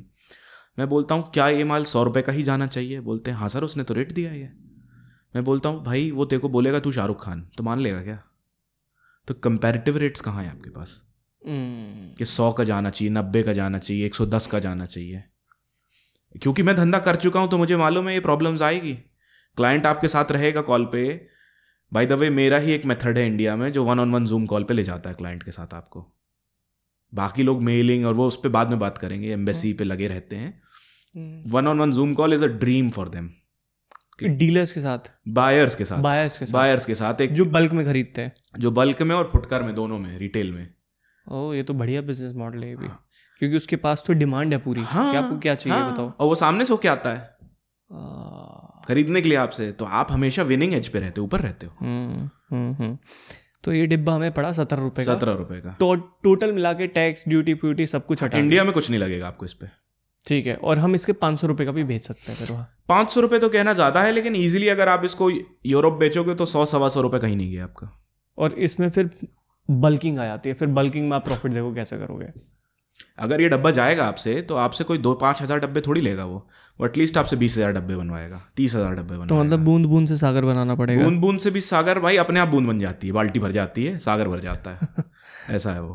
क्योंकि आप ये सोचो ना कि एक कंट्री से वो आपको ऑर्डर कर रहा है कोरुगेटेड बॉक्स, तो थोड़ा से डब्बे थोड़ी लेगा यार वो। 10-20-50 हज़ार का माल थोड़ी लेगा वो, आपसे लेगा 20 लाख का माल, 10 लाख का माल, 15 लाख का माल। कोई एक कंटेनर पे सीमित नहीं है वो। उसको तो माल चाहिए, आपने उसकी क्वालिटी दी, पहले एक टेस्टिंग होगी, इसके कुछ टेस्ट्स भी होते हैं, टेस्टिंग हुई, अप्रूव हुआ वो, तो उसके बाद बल्क ऑर्डर आता है आपको। ठीक है, मतलब क्वालिटी चेक करते हैं उसकी। हाँ, क्वालिटी मतलब कि वो कितना मोटा है, कितना लोड वो बेयर कर सकता है ना। कि आपने एक टीवी रख दिया, अब टीवी के ऊपर 10 टीवी रखे हैं तो दब के एकदम भूसा तो नहीं बन जाएगा, वो इंपॉर्टेंट है। Correct, got it. इस बिजनेस में आने के लिए एक मिनिमम रिक्वायरमेंट जो आप बोलोगे, लोग तो बोलते हैं इंटरनेट पे कि 500 रुपये से भी आप स्टार्ट कर सकते हो, जो कि मुझे कंप्लीटली झूठ लग रहा है। क्योंकि इस सामान बनाने में, डिलीवर करने में, फिर वो इंतजार करेगा, पैसा आएगा, तो मुझे तो लगता है एक लंबा साइकिल है। थोड़ा सा इसको एक्सप्लेन करो कि मिनिमम रिक्वायरमेंट कितना और कितने दिन का आपको इंतजार करना पड़ता है। कैपिटल की बात कर रहे हैं? कैपिटल की देखिए, comfortable capital is what I से इज 5 लाख रुपीज। ओके, आपके पास होना चाहिए। देखो हम 2025 में बैठे हुए हैं, मार्केट कॉम्पिटिटिव है। मान लिया इंडिया से उतना कंपटीशन नहीं है, लेकिन चाइना से तो है एक्सपोर्ट में, वियतनाम से है, बहुत सारी कंट्रीज से एक्सपोर्ट। मैं आपको एक दुखद बात बताता हूँ। तंजानिया मेरी कंपनी है, आता जाता रहते हैं वहाँ। तंजानिया के एक्सपोर्टर्स को ज़्यादा अच्छी फॉर्मेलिटीज़ पता है हमारे इंडियन एक्सपोर्टर्स से, और तंजानिया इंडिया से एटलीस्ट आज 40 साल पीछे है in terms of development and purchase power. उनको हमसे ज़्यादा rules and regulation, ease of doing business है वहाँ पे, क्योंकि उनके पास 2 ही चीज़ें हैं अफ्रीकन्स के पास। पहला है फूड कमोडिटी। तंजानिया का अभी हम कैशू देख रहे थे, मेरे क्लाइंट्स कैशू भी बेचते हैं, तो कैशू जो तंजानियन नट है, तंजानियन कैशू रॉ, वो वर्ल्ड का बेस्ट कैशू है, वर्ल्ड का बेस्ट।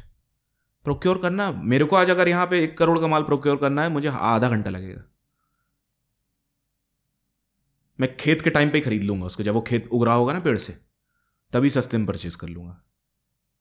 लोग ये नहीं देखते बायर ढूंढते टाइम के बायर को हमें ऐसी कन्वीनियंस देनी पड़ेगी तब वो लेगा। जैसे मैं तो एक बायर हो गया ना, तंजानिया से इंपोर्ट किया मैंने, तो मेरे लिए कितना डिफिकल्ट है, आधे घंटे का।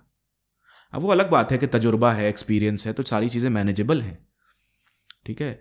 तो हमें ease of doing business and procurement cycle को बहुत लाइट रखना है। लाइट मतलब convenience. Got it.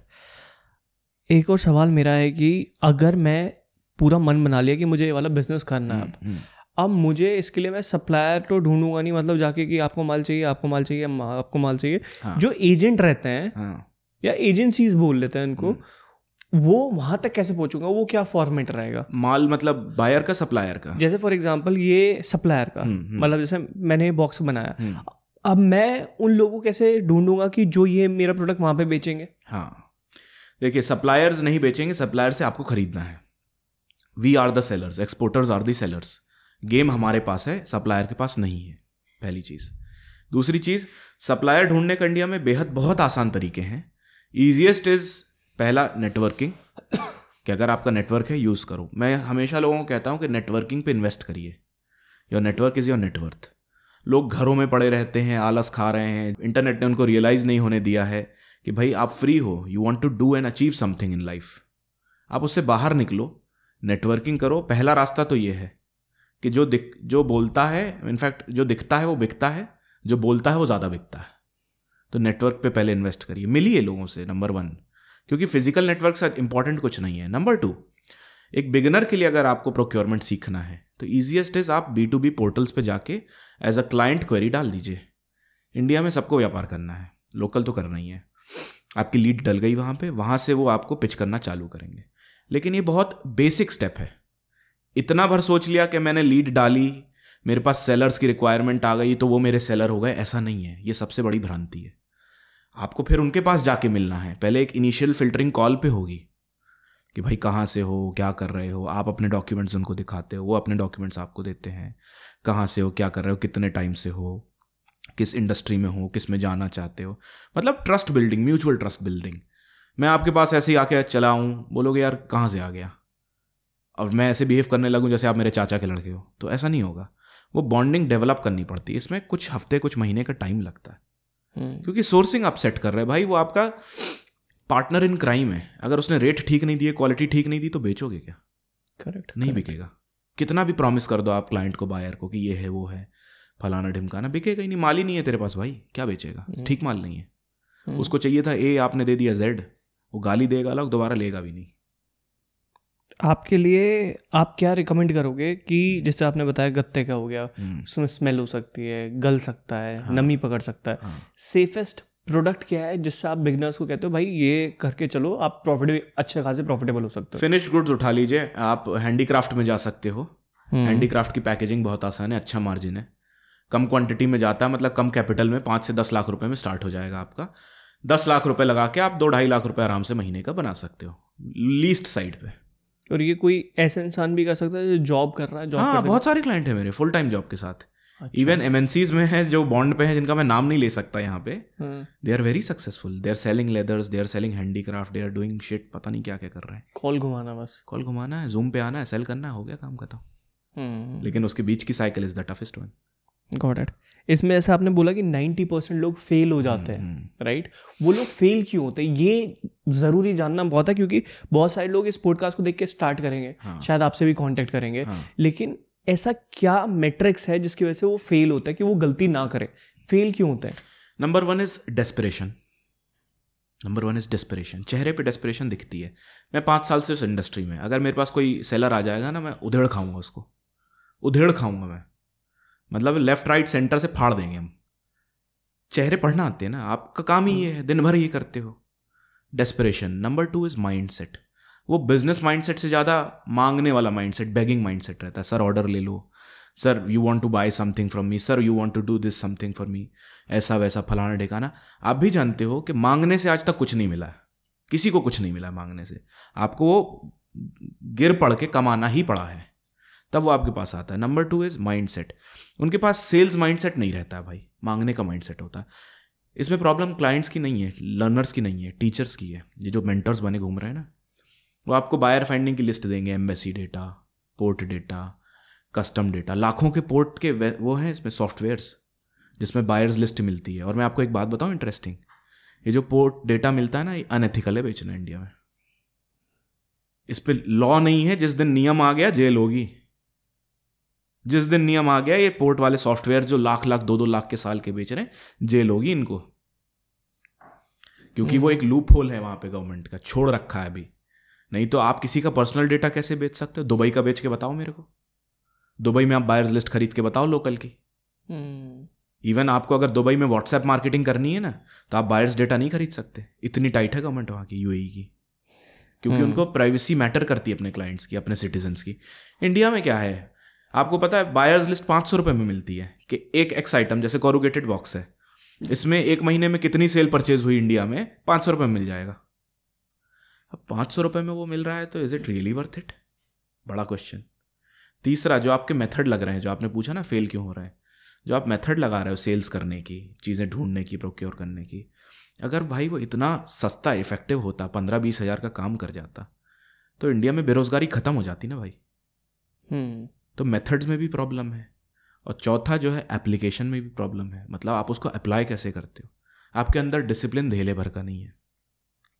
We are like हम 10 दिन अप्रोच करेंगे, 11वें दिन छोड़ देंगे, और वो भी cold approach, dead approach. Dead approach मतलब आपका घर है यहाँ, मैं आपके घर के सामने रोज आके खड़ा हो गया, एक दिन आएगा जब आप मेरे को गाली दे के भगा दोगे। हम वही कर रहे हैं। ये 4 मेन पॉइंट्स हैं जिस वजह से लोग फेल हो जाते हैं। Got it. सी, मेरा बैकग्राउंड कंप्लीटली मार्केटिंग वाला है ना। सो जब आप किसी प्रोडक्ट को बनाते हो, उसकी मार्केटिंग की भी काफ़ी रिक्वायरमेंट रहती होगी कि खाली यही नहीं कि बस माल उठाया यहाँ से बेच दिया। इवन आपको या तो अपनी खुद की मार्केटिंग करनी पड़ेगी एज अ डीलर या जो भी सेलर, या फिर जो भी आप प्रोडक्ट बना के बाहर देना चाहते हो उसकी मार्केटिंग बहुत ज़्यादा इंपॉर्टेंट है। तो जो क्लाइंट आपके पास आता है उनको मार्केटिंग के लिए क्या बोलते हो? देखिए, मार्केटिंग के लिए सिंपली आपका सबसे पहला है नेटवर्क, क्योंकि आप बल्क सेल करना चाहते हो। नेटवर्किंग में इन्वेस्ट करें। अब नेटवर्किंग का मतलब ये नहीं कि दोस्त यार भाई लोग को ढूंढ लिया वहाँ पे, जो सेगमेंट में है, जो सेगमेंट में काम करता है वही तो खरीदेगा आपसे। अब आप मार्केटिंग करते हो, मैं आपको जाके फ्लैट बेचने लगूँ तो क्यों लोगे मेरे से? गाड़ी बेचने लगूँ, बोलोगे यार मैं मार्केटिंग वाला बंदा हूँ, मुझे मेरे नीश की चीज़ बताओ। नंबर 2, हाँ ऑफ कोर्स आपको हर जगह अपने आप को शोकेस करना पड़ता है, आपको अपनी लिस्टिंग्स करनी पड़ती है, सारी चीज़ें फ्री की जितनी है सब करनी पड़ती है ताकि ट्रस्ट बिल्डिंग हो सके। नंबर 3 इज़ योर स्किल, कि आप सेल्स कैसे करते हो। एक पूरी प्रोसेस है इसकी। मतलब अगर मैं आपको ये बोल दूं कि फेसबुक पे डीएम कर दो किसी को या प्लेन ऐड चला दो, ऐसे सेल्स हो जाएगी? नहीं होती। ऐसे नहीं होती। पूरा प्रोसेस है, पूरी प्रोसेस है। अगर कोई आपको बोलता है कि डिजिटल मार्केटिंग भर कर दो सेल्स हो जाएगी, कुछ नहीं होगा। लीड आ जाएगी, लीड भर जाएगी, सेल्स नहीं होगी। ठीक है, तो इसी चीज़ के ऊपर चलता है कि आप क्लाइंट को कन्वर्ट कैसे करते हो। देखिए, कन्वर्ट करने का सिंपल से ट्रिक होती है, ट्रिक भी नहीं है, एक्सपीरियंस होता है कि आपको पहले तो उससे सीखना है जो खुद करे है, तो आपको बता देगा क्लाइंट की रिक्वायरमेंट क्या होती है। पहला फिल्ट्रेशन मेरा यही होता है कि भाई अगर कोई मेरे से बात करने आया है तो मुझे टाइम दे, वो मेरे साथ आधा घंटा कॉल पे जाए। पहला फिल्ट्रेशन क्यों है ये कि अगर वो कॉल पे नहीं आ रहा है मेरे साथ, आपको लगता है मेरे से लाखों का प्रोडक्ट लेगा? नहीं लेगा। तो पहले मेरे जितने क्लाइंट्स हैं सब वहीं फिल्टर कर देते हैं उनको कि ये टाइम नहीं दे रहा मुझे, बेकार है।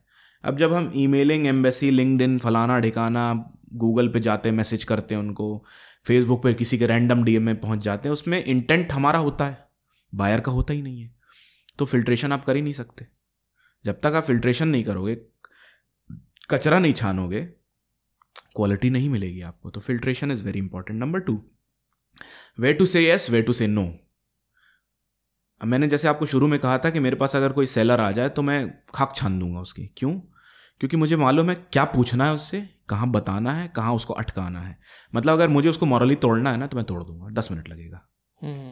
ठीक है। इंडियन एक्सपोर्टर्स जो है ना, माइंडसेट से बहुत वीक हैं। उनको कोई ज्ञान दे देता है कि ऐसा नहीं करो तो वो छोड़ के वैसा कर देते हैं। आपको एक इंटरेस्टिंग केस बताता हूँ। जब मेरे पास लोग क्लाइंट ऑनबोर्ड होते हैं ना, वो बोलते हैं सर मैं स्टेशनरी बेच रहा था या मैं कपड़े बेच रहा था, मैंने B2B पोर्टल पे लिस्टिंग कर ली इंटरनेशनल, मैं नाम नहीं लूँगा किसी कंपनी का, लेकिन इंटरनेशनल पोर्टल पे लिस्टिंग कर ली। वो बेच रहे थे कपड़ा, उनको लीड आ गई केमिकल की, वो कपड़े को वहीं छोड़ छाड़ के केमिकल प्रोक्योरमेंट में लग जाते हैं। हम ये भूल जाते हैं कि B2B पोर्टल में जो लीड आई है आपके पास, वो आपके पास भर नहीं आई है, आपके जैसे 10 लोगों को और उसी पोर्टल ने बांटी है। तो अब आपने कंपटीशन पहले ही तैयार कर लिया अपना, वो कोल्ड हो गया पहले ही से। और आपको भी मालूम है कि अगर आपको 10 लोग एक आइटम के लिए अप्रोच करेंगे तो आपका ये रहेगा कि 1, 2, 3 को तो सुनोगे, चौथे के बाद वो सर के ऊपर से जाने लगेगा, क्या कह रहा है मुझे बंदा, देखा जाएगा बाद में। हमारे साथ भी होता है, हम कुछ लेने जाते हैं, मान लो आप गाड़ी खरीद रहे हो, 1 गाड़ी 2 गाड़ी देखते हो तो ध्यान रहता है, चौथी गाड़ी के बाद जो गाड़ी देखते हो या घर देखते हो, फ़ोन देखते हो, कुछ नहीं याद रहता क्या हो रहा है। फिर बोलते we need time to think upon it, और वो जो टाइम है ना वो आता ही नहीं है कभी। ये फिल्ट्रेशन बहुत इंपॉर्टेंट है। आप कैसे भी क्लाइंट को अप्रोच कर लो, उससे कोई फर्क नहीं पड़ता, फिल्ट्रेशन आना चाहिए। Got it. इस इंडस्ट्री में क्या क्या फ्रॉड हो सकते हैं आपके साथ? हाँ बढ़िया है। ये तो बताना बनता है। ठीक है, मेरे साथ हुआ था, हमने 30-35 लाख का घाटा खाया था। क्या बात कर रहे हो? 35 लाख का चूना लगा था। अरे बाप रे। चाइना से लगा था। ठीक है, जब एक्सपोर्ट्स कुछ खास स्टार्ट नहीं हुआ था तो मैंने इंपोर्ट पे नज़र मारी थी और स्क्रैप में ही हुआ था। इसलिए मैं सबको बोलता हूँ scrap is not for beginners. हमें जो स्क्रैप में घाटा लगा था वो हमारा माल 10 टन आना था चाइना से, एंड वो 1 टन आया था। 9 हिस्से जो है 1/10 आया था, 9 हिस्से 9/10 हिस्से गायब थे। सारे पेपर पे वेट वही लिखा था जो एक्चुअल होना चाहिए था, 10,000 किलो 10 टन का। अच्छा। तो पूरी पेपर की सेटिंग हो चुकी थी, वेट की सेटिंग हो चुकी थी। वी वर वेरी हैप्पी कि भाई इतना आ रहा है, इतना बिकेगा, हो गया। ठीक है, लेकिन जब वो आया, मेरे टीम वाले गए वहाँ पे, 1 हफ्ता रुके और हमारे पैर के नीचे से ज़मीन खिसक गई। क्या हो गया ये? कि पेपर में तो साला सब लिखा हुआ है। जब वो मुंद्रा पोर्ट पहुंचा, उसको तौला गया तो 900 समथिंग केजीज आया, वो भी डब्बा मिला के साथ में, उसमें 150 किलो के डब्बे थे। अरे बाप रे। क्या मंगाया क्या था? Copper scrap. अच्छा। कॉपर स्क्रैप मंगाया था। फिर कुछ केस वगैरह कुछ होता है? इंपोर्ट में गवर्नमेंट का ऑलमोस्ट नो सपोर्ट है। किसी भी देश में जो गवर्नमेंट है ना, इंपोर्ट में ना के बराबर सपोर्ट करती है। एक्सपोर्ट के लिए तो बहुत ऑप्शंस हैं आपके पास। एक्सपोर्ट में एक्सपोर्टर की सेफ्टी भी बहुत ज़्यादा है, कैपिटल इन्वेस्टमेंट बहुत कम है, क्योंकि आप बेच रहे हो, पैसा आपके पास आना है। इंपोर्ट में आप खरीद रहे हो, पैसा आपसे जाना है, किसी और के पास जाना है। इसलिए पुष्पा के साथ भी कुछ ऐसा ही हुआ था। देखिए पुष्पा 2। वो ऐसे, खुद चला गया था पैसे लेने। वो वैसा ही होता है, वैसा ही होता है। और मेरे पास फिर एक भाई का और फोन आया, वो पुणे से थे। बोलते हैं आप ये बोल रहे हैं भोपाल से? मैंने हाँ। बोलते हैं आपने इनसे डील किया था? मैंने बोला हाँ। उनका भी रिसेंट का केस है, 2023 का, हमारा तो पुराना है थोड़ा।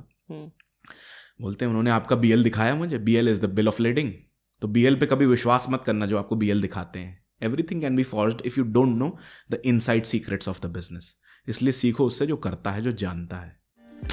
अगर आप सोच रहे हैं कि मैं बीच में कहाँ से आ गया, तो मैं आपको बता दूं, मैं आपकी मदद करने के लिए आया हूँ। अगर आप वर्किंग प्रोफेशनल या बिजनेस ओनर हो और अपने बिजनेस के अंदर लीड्स, मार्केटिंग, सेल्स, ब्रांडिंग नहीं कर पा रहे हो, तो इसमें मैं आपकी मदद कर सकता हूँ। और इवन अगर आपको ये भी फील हो रहा है कि आपका बिजनेस सैचुरेट हो चुका है, तो मैं इसमें आपकी मदद कर सकता हूँ। नीचे डिजिटल धैर्य की ट्रेनिंग है, वहाँ पे क्लिक करके आप देख सकते हो कि आप अपने बिजनेस को जीरो से कैसे स्केल कर सकते हो और इवन सैचुरेटेड बिजनेस को दोबारा से कैसे चला सकते हो। Now you can enjoy this podcast. Number 1 तो उन्हें बोला कि हमें फ्रॉड लगा है। कितने का? 2 करोड़ रुपए का। ओह, खत्म। 2 करोड़ रुपए का। 2 container copper scrap, 2 container aluminium wire scrap. मेरे को तो 5 मिनट समझ में नहीं आया ये बंदे को मेरा नंबर कहाँ से मिला और ये मेरे को फ़ोन क्यों कर रहा है। हाँ। मैंने पूछा आप हो कौन भाई, मेरा नंबर कहाँ से मिला? बोलता है again port data. Port data जो बिकता है ना, पोर्ट डेटा में था मेरा पुराना, अब तो नहीं चढ़ता क्योंकि अब हम तंजानिया की अपनी कंपनी को खुद एक्सपोर्ट करते हैं और बाय एयर करेंगे, तो उसमें कोई ट्रेसेस नहीं होते। जो लोग रोते रहते हैं ना कि आपका तो इसमें ये है नहीं, वो नहीं है, भाई there are very many ways to hide those things, कि आप अपना डेटा को कैसे वैनिश करते हो। तो उनका फ़ोन आया मेरे पास, एक भाई साहब थे और एक मैडम थी, उनकी कलीग थी वो। और सुनो, 2 करोड़ का तो चूना लगा वो इन्वेस्टर्स का पैसा था। ओरे बाबा, मतलब खत्म, कहानी खत्म हो चुकी थी। पुणे का थे वो। बोलते हमने इन्वेस्टर से माल उठाया है, 2 करोड़ का माल था जिसमें से हमने 80 या 1 करोड़ के आसपास, 80 लाख 1 करोड़ एडवांस दे रखा है, बाकी ऑन BL देना था। ठीक है, माल तो फिर भी लेना ही पड़ेगा उन्हें, जो भी आया। नहीं तो माल यहाँ पे जब आया तो वजन कम निकला उनका, तो पैसा तो जा चुका था ना, BL पे था, मतलब BL तो दिखाया उन्होंने, पैसा इन्हें दे दिया, तो 2 करोड़ तो गए। मिला जितने का वो पता नहीं, वो क्यों बताएगा खुद मुंह से कि कितने का माल मिला। करेक्ट। तो बड़े फटके पड़ते हैं इधर इफ यू डोंट नो। पता है तो सब ठीक है, फिर तो सब ठीक है। नहीं पता है, देखो किसी भी कॉइन के 2 पहलू होते हैं, एक हेड्स और एक टेल्स। हम हेड्स पे फोकस करते हैं। अपॉर्चुनिटी तो है, लेकिन प्रिकॉशन भी चाहिए हमें। करेक्ट, क्योंकि पैसा जो बचा नहीं सकता वो बढ़ा नहीं सकता। ये है तो बहुत क्रेजी है। मेरे पास एक और कॉल आया था भाई का, MP के ही थे वो। उन्होंने लास्ट ईयर 40 लाख का नुकसान किया है। ओके। शैलेट अनियन बेची, इधर अनियन बेचा, उधर अनियन बेचा, सब क्रेडिट पे दे दिया, उधार पे। वो बोलते हैं सर बांग्लादेश में 8 लाख दे दिया, UAE में 16 लाख दे दिया, करते करते बेचारे का 40 लाख हो गया। ये पब्लिक वीडियो है, मेरे इंस्टाग्राम प्रोफाइल पर डाला भी हुआ है, जाके देख सकते हैं आप। उसने खुद कन्फेस किया है। मैंने बोला तो आप क्या कर रहे थे? बोलते सर लालच में रह गए थे कि अभी आएगा, कभी आएगा, तभी आएगा, कुछ नहीं आया। तो जो चीज़ आपको कंट्रोल में नहीं है, अगर आपको या तो यहाँ ब्लैक है चीज़ें या वाइट है, ग्रे जोन अगर दिख रहा है तो वहीं से आपको झटका पड़ने वाला है। तो रिस्क फैक्टर पूरा रहता है इसमें? रिस्क रहता है, लेकिन आपको बीच को मिटिगेट करना आना चाहिए कि किन किन चीज़ों का ध्यान रखना है। जैसे मैं आपको अपना बताता हूँ, मैं कर सकता था उसको। अगर हम लोडिंग के टाइम पे चाइना होते, ठीक है, तो हमें वो फटका नहीं पड़ता। करेक्ट। क्योंकि 1000 किलो और 10,000 किलो में फ़र्क रहता है। करेक्ट। अब आप वीडियो कॉल पे कितनी भी लोडिंग करा लो, वो विजुअल अपीयरेंस से समझ में नहीं आता है। तो जाना ही पड़ेगा वहाँ पे। इंपोर्ट के लिए तो जाना ही पड़ता बल्क में। हर इंपोर्टर जो है, जितने भी सीरियल इंपोर्टर्स हैं जो चाइना से लेते हैं किसी माल को, कहीं से भी लेते हैं, वो वहाँ जाके लोड कराते हैं। और फिर वो मार दे वहाँ जाके आपको? नहीं, ऐसा नहीं, मर्डर वगैरह नहीं होता, ऐसे मार पिटाई नहीं होती। मतलब जैसे सपोज कीजिए, हाँ, माल वहां से कम आ रहा है, सामने वाला तो लूटने के लिए बैठा हुआ है। हाँ, तो लूट, उसके पास क्या पता इतना माल ही ना हो। जब मैं अपने क्लाइंट्स को ट्रेन करता हूँ तो उसमें एक मेथड है पूरा कि आपको इसको सेफ गार्ड कैसे करना है। पहले खुद को बचाओ, फिर पैसे को बचाओ, फिर माल को बचाओ। तो हम जब जाते हैं, मेरे क्लाइंट्स पूरी तैयारी से रहते हैं, मतलब safety is never the concern. ठीक है, कि आपको हर चीज़ को सेफ गार्ड करना। हम लोकलाइट्स का सपोर्ट लेते हैं, हम बहुत सारी चीज़ें करते हैं। अब लोकलाइट क्या है, वहाँ की भाषा को समझता है। अब लोकलाइट में रिस्क होता है, जो लोग लोकलाइट सुन के खुश हो गए ना, लोकलाइट आपके साइड भी आ सकता है, उनके साइड भी जा सकता है। भाई आपने उसको दिया $1000 मान लो, साल भर का, महीने भर का, उनने दे दिया $2000। स्कैम होना था 20,000 का, 2000 उनने वहाँ बांटे, 18,000 तो फिर भी बचे ना। तो मैंने कहा कि सिर्फ चीज़ें सुन लेने भर से काम नहीं होता, कैसे उसको सेफ गार्ड करना है। Tricks of the trade again घुस के ही समझ में आता है। इसलिए आपको एक कायदे का मेंटर चाहिए होता है इधर। बिजनेस मॉडल तो है ही कमाल का। मतलब कुछ कॉल में बैठे करोड़ रुपए बन सकता है अगर आपके पास सही बायर मिल जाए। मनन ने ऐसे ही बेचा था। वन फाइन डे उसने कॉल किया, मीटिंग सेट हुई, वो गया तंजानिया, खुद ही घूमने, शौकीन है घूमने का। तंजानिया चला गया, डील क्रैक करी। एक मेरा क्लाइंट है मनन पटेल, ठीक है, तो 22 साल का लड़का है, राजकोट से। वो गया वहाँ मिलने, पहले 3 कंटेनर का ऑर्डर मिला था, फिर 5 का मिला, तो 8 कंटेनर। और प्रॉफिट कितना था उसका?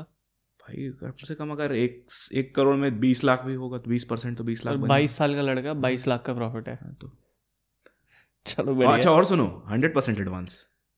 वाह। जेब से कोई एक पूंजी नहीं लगी। जो लोग इसको देख के खुश हो रहे हैं कि पूंजी नहीं लगी, ये उसका एक्सपीरियंस एंड एक्सपर्टीज थी कि जो पैसा ले पाई सामने से। हाँ, 100% एडवांस। हाँ, ये सेम चीज़ हमारे साथ भी है। हम हर क्लाइंट से 100% एडवांस लेते हैं, उसके बाद ही चालू करते हैं। Same year. ऑलराइट। सो मैं ना इंटरनेट पे एक ग्राफ देख रहा था, टॉय मार्केट बहुत ज़्यादा शायद ग्रो करने वाला है इसके अंदर। हाँ। क्या मार्केट साइज होगा टॉय का, कुछ अंदाजा आपको? Billions of dollar. बच्चे आते ही जा रहे हैं और फोड़ देते हैं बच्चे। मेरे रिश्तेदारों के बच्चे आज टॉय लिया, 3 दिन में फोड़ दिया। और आजकल के बच्चे जो हैं आईपैड चला चला के सस्ते टॉयज नहीं खरीदते भाई, ब्रांडेड चाहिए उनको। हैमलीज चाहिए, महंगे चाहिए, सब कुछ चाहिए। और वो भी 3 दिन में जो उनका स्क्रू ड्राइवर उसमें लगता है, खोल के 2 हिस्से कर देता है। तो टॉयज मार्केट बहुत बड़ा है। इंडिया खुद एक बड़ा इंपोर्टर भी रहा है, अब एक्सपोर्ट में भी जा रहा है। तो टॉयज का 100%। आपको इसमें काम करते हुए कितने टाइम हो गया एक्सपोर्ट बिजनेस के अंदर? 5 साल। 5 साल। और आप सिखा कब से रहे हो, ये ट्रेनिंग कब से? 1 साल से। 1 साल से। कितने स्टूडेंट को टीच कर चुके हो? नहीं है गिनती भाई, फिर भी मोर देन 50, क्योंकि प्रीमियम क्लाइंट्स होते हैं मेरे। I give them a guarantee +50 है, जिसमें से मेजॉरिटी 80% जॉब वाले थे जो डिक्लेयर नहीं करते अपने आप को। ग्रेट। बहुत सारे। अब क्या होता है ना धैर्य भाई, लोग कितना पैसा कमा रहे हैं पब्लिकली एक्सेप्ट नहीं करते, और मैं फोर्स भी नहीं करता उनको, भाई ठीक है मत करो। क्योंकि एक्सपोर्ट बिजनेस में लाइमलाइट नहीं मिलती, पैसा मिलता है, लाइमलाइट नहीं मिलती। आप चुपचाप सूमड़ी में लोमड़ी बन के काम करते रहते हो, है ना। तो फेम वाला बिजनेस नहीं है, मनी वाला बिजनेस है। मुझे ना ये बताते हुए ऑडियंस को बहुत ज़्यादा खुशी हो रही है कि आप मेरे क्लाइंट भी हो। Oh thank you so much. So तोड़ फोड़ कर रखी है आपने, सही बता रहा हूँ, कसम से तोड़ फोड़ कर रखी है। अगर इतने कम में, अभी टोटल मिला के आपका कैंपेन कितने का चला होगा? मैंने 12 लाख जनरेट किया 50,000 रुपये समथिंग में। और फाड़ दिया भाई। 50,000 में आपने सेल करी है, आज की भी मिला दे तो 12 सेल करी है। मतलब कितने का बिजनेस हो गया टोटल? 13 लाख। 13 लाख। भाई साहब ये होती है कि स्टडी तगड़ी। मजा आ गया यार, वेरी गुड यार फहद। एक बार आपके नंबर के बारे में डिस्कस करेंगे थोड़ा सा, राइट? सो जैसे आपको पहले हमारे बारे में पता कहाँ से चला था? आपके बारे में मैंने शायद, मैं आपको जब आपको ज्वाइन किया था उससे 6 महीने पहले से ट्रैक कर रहा था, मुझे एड्स देखने लगे थे आपके। अच्छा। एड्स दिखने लगे थे। और क्या होता है, लोग मुझसे पूछते हैं कि एक्सपोर्ट्स कर रहे हैं तो कोचिंग में क्यों आए। भाई आज मैं कोचिंग में हूँ, कल मैं मैन्युफैक्चरिंग में भी जाऊँगा, ये मेरा स्किल है। अगर आप किसी से टाटा से अंबानी से पूछोगे कि ट्रक बेचते थे, नमक क्यों बेच रहे हो, तेल क्यों बेच रहे हो, स्टील क्यों बेच रहे हो, अरे भाई उसका स्किल है वो आपके पास 10 होगा तो आप 10 करोगे। आप बेसिकली कंसल्टिंग फील्ड में हो कि आप सही चीज बताते हो कि आपको ये गलती नहीं करनी है। और उस एक्सपीरियंस का, उस कंसल्टिंग का अच्छा खासा पैसा मिलता है, तो उसमें कुछ गलत नहीं है। सेम चीज़ मैं आपको एक चीज़ बताना चाहूँगा। मैं पहले एजेंसी चलाता था, हमारी एजेंसी बहुत प्रॉफिटेबल थी, और उसके बाद मैं कंसल्टिंग बिजनेस में जब आया तो लोगों ने बोला अरे ये क्यों कर रहे हो, क्योंकि मेरे लिए बहुत प्रॉफिटेबल है। अब यहाँ पे जितने भी अब इंडिया के अंदर एजेंसी ओनर हैं या कोचेस हैं, वो मोस्टली हमारे पास आते हैं, क्योंकि हम उनको सिखाते हैं ज़्यादा से ज़्यादा क्लाइंट आप कैसे बना सकते हो, 50 से 100 क्लाइंट आप कैसे बना लोगे एक महीने के अंदर। तो मेरी उस चीज़ में एक्सपर्टीज है, उस तरीके से हमने बनाया हुआ है। ऑलराइट, तो ये आपको यहाँ से पता लगा। उसके बाद आपने डिसीजन क्यों बनाया कि that you wanted to get into revolution thing? भाई बिना गाइडेंस के कुछ ग्रोथ नहीं होती, ये बात मुझे डे 1 से पता थी। जब मेरे को 35 लाख का चूना लगा तो मैं समझ गया कि अगर मैं कर करके मरूंगा तो मैं मर ही जाऊंगा।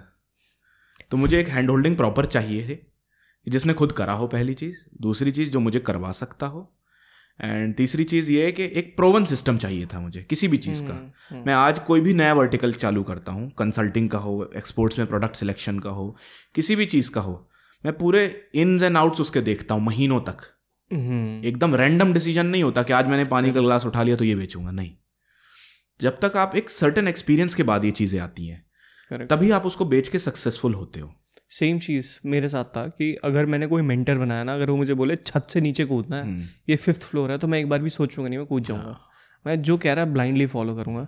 इवन मेरे एक मेंटर थे सैम ओवेंस, अब तो उन्होंने रिटायरमेंट ले लिया है, छोड़ दिया। फेमस आदमी है। हाँ, फेमस आदमी है। तो मैं बहुत लकी हूँ कि मैं उनके मास्टरमाइंड में था, और जब उन्होंने क्विट किया तो मैं आखिरी स्टूडेंट भी था उनका, तो उनसे ट्रेनिंग ले चुका था। और उन्होंने जो जो चीज़ें करने के लिए बोली, मैंने वो सारी चीज़ें इंप्लीमेंट करी, और वो बहुत तेज़ी से ग्रो भी हुई। और इवन सेम चीज़, वो चीज़ मुझे आपके अंदर भी दिखती है। जो जो चीज़ें हमने आपको बताई, ऐसे ऐसे ऐसे इम्प्लीमेंट आपने करा, and I am really proud of you for. पता क्यों? Thank you so much. क्योंकि आपने बहुत कम टाइम के अंदर, मैं बोलूँगा 2 महीने के अंदर 60 लाख का बिजनेस कर लिया। 60 लाख का, दैट इज़ क्रेजी। आप थोड़ा सा बताएंगे कि आपने कैसे कैसे ये सारी चीज़ें करी? पहले तो आपकी हैंड होल्डिंग थी भाई, एक प्रॉपर सिस्टम था मेरे पास। दूसरी चीज़, जो लोग जिस पे इन्वेस्ट नहीं करते हैं वो है टीम।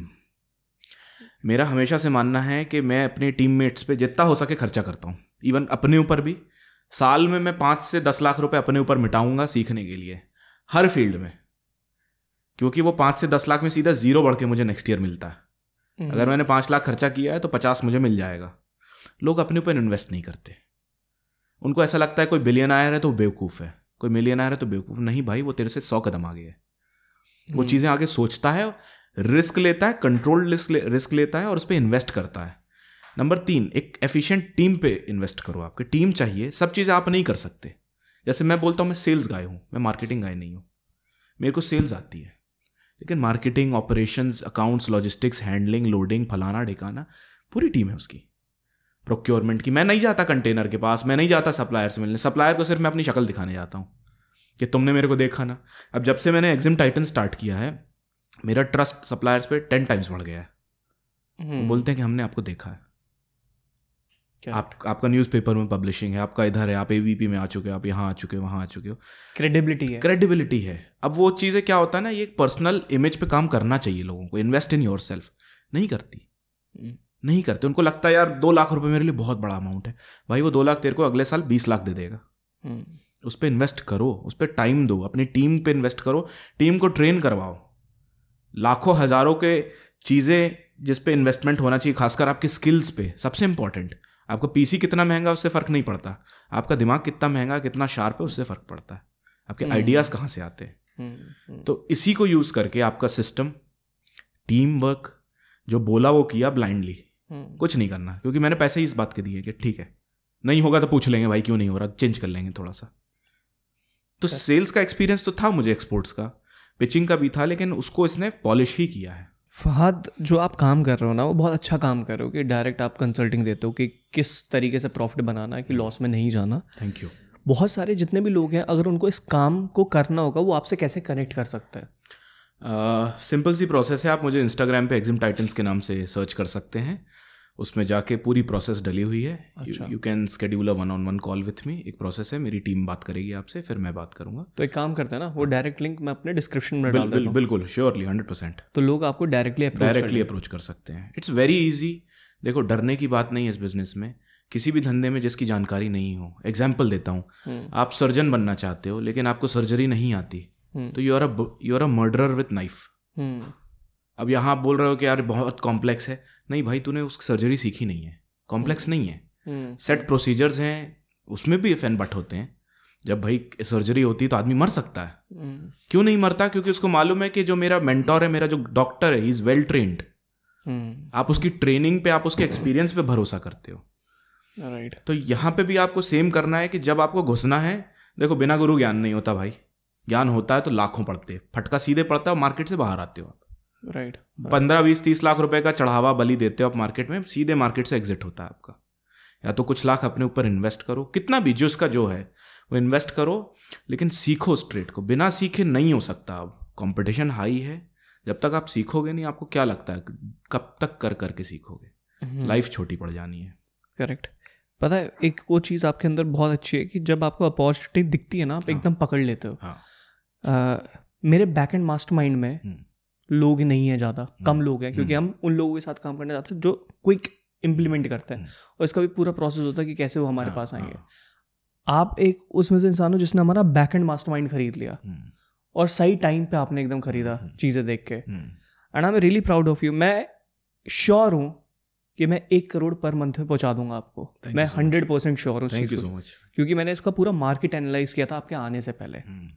कोई एक आखिरी नोट जो आप अपनी ऑडियंस को देना चाहते हो कि आपको इन चीज़ों का ध्यान रखना है, या जो भी आपको लगता है कि अपनी तरफ से बताना है, वो बता सकते हो। देखिए, अगर कुछ लाइफ में अचीव करना है आपको, बड़ा रिस्क तो लेना ही पड़ेगा। There is no shortcut. हम सुनते थे ना कि हमारे बाप दादा परदादा के पास इतनी ज़मीन थी, नहीं बेचे होते तो करोड़ों की होती। तो आपके पास है चांस, आप बना लो भाई। किसी ने रोका थोड़ी है आपको। आज क्रिएट कर लो आप। करेक्ट। आपसे ज़मीन नहीं खरीदी जा रही, आप एक दुकान खरीद लो। दूसरे को ब्लेम मत करो कि मेरे दादा परदादा ने ये नहीं किया। ब्लेम गेम बंद कर दो। नंबर 2, अपने ऊपर इन्वेस्ट करो, स्टार्ट करो। मैं ये नहीं कहता एक्सपोर्ट करो, मेरे से जोड़ो, किसी से कुछ भी करो, लेकिन कर मेरे भाई, करना ज़रूरी है ना। No struggle no story, no risk no glory. Simple सी बात है। तो आपको चाहिए होगा भाई रिस्क, और कैलकुलेटेड रिस्क लो। अगर आपके पास इन्वेंट्री 10 लाख की है तो 1 लाख का रिस्क लो, जिसको आप झेल सको। 10 लाख का मत लो। यही चीज़ तो आपको एक बिगिनर रुकी से एक एक्सपीरियंस्ड पर्सन का डिफरेंशिएशन देता है। Correct. कि आप जो एक्सपीरियंस्ड पर्सन होता है ना, वो कैलकुलेटेड रिस्क लेता है कि कितना मैं झेल सकता हूँ। जो एक बिगिनर होता है ना, वो ऑल इन कर देता है कि मेरे पूरा घर दाव पे लगा दो। ऐसा नहीं होना चाहिए। कैलकुलेटेड रिस्क लो, कूदो। आपके लिए और कोई नहीं करने वाला। चाहे आप लेडीज़ हों, चाहे आप लेडी हों या जेंट्स हों, कोई फ़र्क नहीं पड़ता। 2025 में सबको अपना करियर बनाना चाहिए। Career gives you voice. Correct. It gives you a choice कि आप अनवांटेड सिचुएशन से बाहर कैसे निकलते हो, नहीं तो आप फंसे रह जाते हो। तो ये ओपिनियन चाहिए। अगर आपको लाइफ में चॉइस चाहिए आपको, तो अपने ऊपर इन्वेस्ट करो, स्टार्ट डूइंग समथिंग। ब्लेम मत करो कि मेरी नौकरी खराब है, मेरा बॉस खराब है। नहीं भाई, बॉस नहीं खराब है, आपसे वो फील्ड हो नहीं रही है, तो उसको छोड़ो, जो हो रही है उसमें घुसो। करेक्ट। हर इंसान से कुछ ना कुछ होता है, हर कोई आदमी गधा नहीं होता। सबको अपने अपने क्राइसिस पता होती हैं, उसको उसमें जाना चाहिए। तो जिससे जो हो वो करना चाहिए। मैं भी कहता हूँ, मैं एक्सपोर्ट्स में था, एक्सपोर्ट्स में हूँ, कंसल्टिंग में हूँ, कल को कुछ और भी करूँगा। करेक्ट। जैसे जैसे मैच्योरिटी लेवल बढ़ेगा, वो चेंज होती रहती है। सीधी बात है। तो आपको भी करना चाहिए, सबको करना चाहिए भाई। तो आप अपने से एक लेवल ऊपर के साथ नेटवर्किंग करो। करेक्ट। स्ट्रगलर्स के साथ उठना बैठना बंद कर दो। स्ट्रगलर से क्या होता है ना, आप स्ट्रगलर्स के साथ बहुत कंफर्टेबल हो जाते हो कि तेरे पास 100 रुपये, मेरे पास भी 100 रुपये। नहीं, आप वो देखो किसके पास 1000 रुपये हैं, उसके पास कैसे आए। तो स्ट्रगलर्स के साथ छोड़ दो। स्ट्रगल कर रहा है, उसको आपसे एक लेवल ऊपर ही चाहिए बंदा भाई। करेक्ट।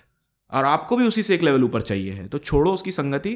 दोस्ती यारी ठीक है, लेकिन दिन भर बैठना बंद करो। ये जो दिन भर लड़के और लड़कियां बैठ के गप मारते हैं, टाइम पास करते हैं, कॉलेज तक ठीक है ये। उसके बाद आपको समझ लेना चाहिए कि आप सीख उन्हीं से सकते हो जिन्होंने किया है, जिनको आता है। आपके दोस्त को आता होता तो कर लेते, अब नहीं हो रहा है तो संगति छोड़िए और वहाँ जाइए जहाँ है। सिंपल सी एडवाइस है। मेरे लिए ना ये एक अनटच टॉपिक था अभी तक, जब मैं रिसर्च करने इस पर बैठा, आप जब आने वाले थे। सो मुझे इतना पता लग गया कि ये मार्केट बहुत ग्रो होने वाला है आने वाले टाइम में, एंड पीपल गो क्रेजी इसके अंदर। मैं एक आपको स्टैटिस्टिक्स दे देता हूँ जाने से पहले। मिनिस्टर पीयूष गोयल ने लास्ट मंथ एक अनाउंसमेंट किया है कि इंडिया का एक्सपोर्ट्स रेवेन्यू $800 बिलियन टच करेगा 2025 में। क्रेजी। $800 बिलियन का मार्केट है इस साल का, एक साल की बात है ये इंडिया के लिए। इसमें से आपका कितना योगदान है उस पे फोकस करना। 1% भी पकड़ लोगे उसका मोटा मोटा, अरे मेरे भाई 1% का 1% पकड़ लो, वो भी बहुत है, वो भी बहुत है। करेक्ट है, करेक्ट है, करेक्ट है, बिल्कुल करेक्ट है। सो इस पॉडकास्ट से मुझे बहुत कुछ जानने को मिला कि फ्रॉड अगर आपके साथ हो गया तो क्या करना है, डॉक्यूमेंट की क्या क्या रिक्वायरमेंट है, इन्वेस्टमेंट कितना चाहिए, मतलब ऑलमोस्ट हमने सारी चीज़ें कवर ही कर ली। फहद, जस्ट वांटेड टू से थैंक यू मैन कि आपने इतनी वैल्यू दी, इतनी सारी चीज़ें हमारी ऑडियंस को सिखाई, एंड आपसे पॉडकास्ट करके बहुत मजा आया। My pleasure, same here bro, thank you. एक बार कमेंट में एक और चीज़ ले लेते हैं इनसे, अगर आप नीचे कमेंट करोगे 2.0 और अगर हमारे 500 से ज़्यादा कमेंट आ गए तो इसके ऊपर एक और इन डेप्थ मास्टर क्लास बता देंगे जो लोगों को डन, ऑलवेज ओपन। तो नीचे कमेंट करो, अगर दोबारा फहद को बुलाना है 2.0 लिख देना। Thank you so much Fahad. Thank you so much भाई, thank you so much. I hope आपने इस पॉडकास्ट से बहुत कुछ सीखा होगा। फहद हमारे क्लाइंट भी है और उनके साथ कन्वर्सेशन करके हमेशा मज़ा आता है। मैं आपको बता दूं, जैसे ये बिजनेस वाला पॉडकास्ट था, साइड में जो आपको ये वाला पॉडकास्ट दिख रहा है, ये भी बहुत इन्फॉर्मेटिव पॉडकास्ट है बिजनेस से रिलेटेड। अगर आप चैनल पे नए हो तो प्लीज़ सब्सक्राइब ज़रूर कर देना, और मैं मिलता हूँ आपसे इस वाले पॉडकास्ट में।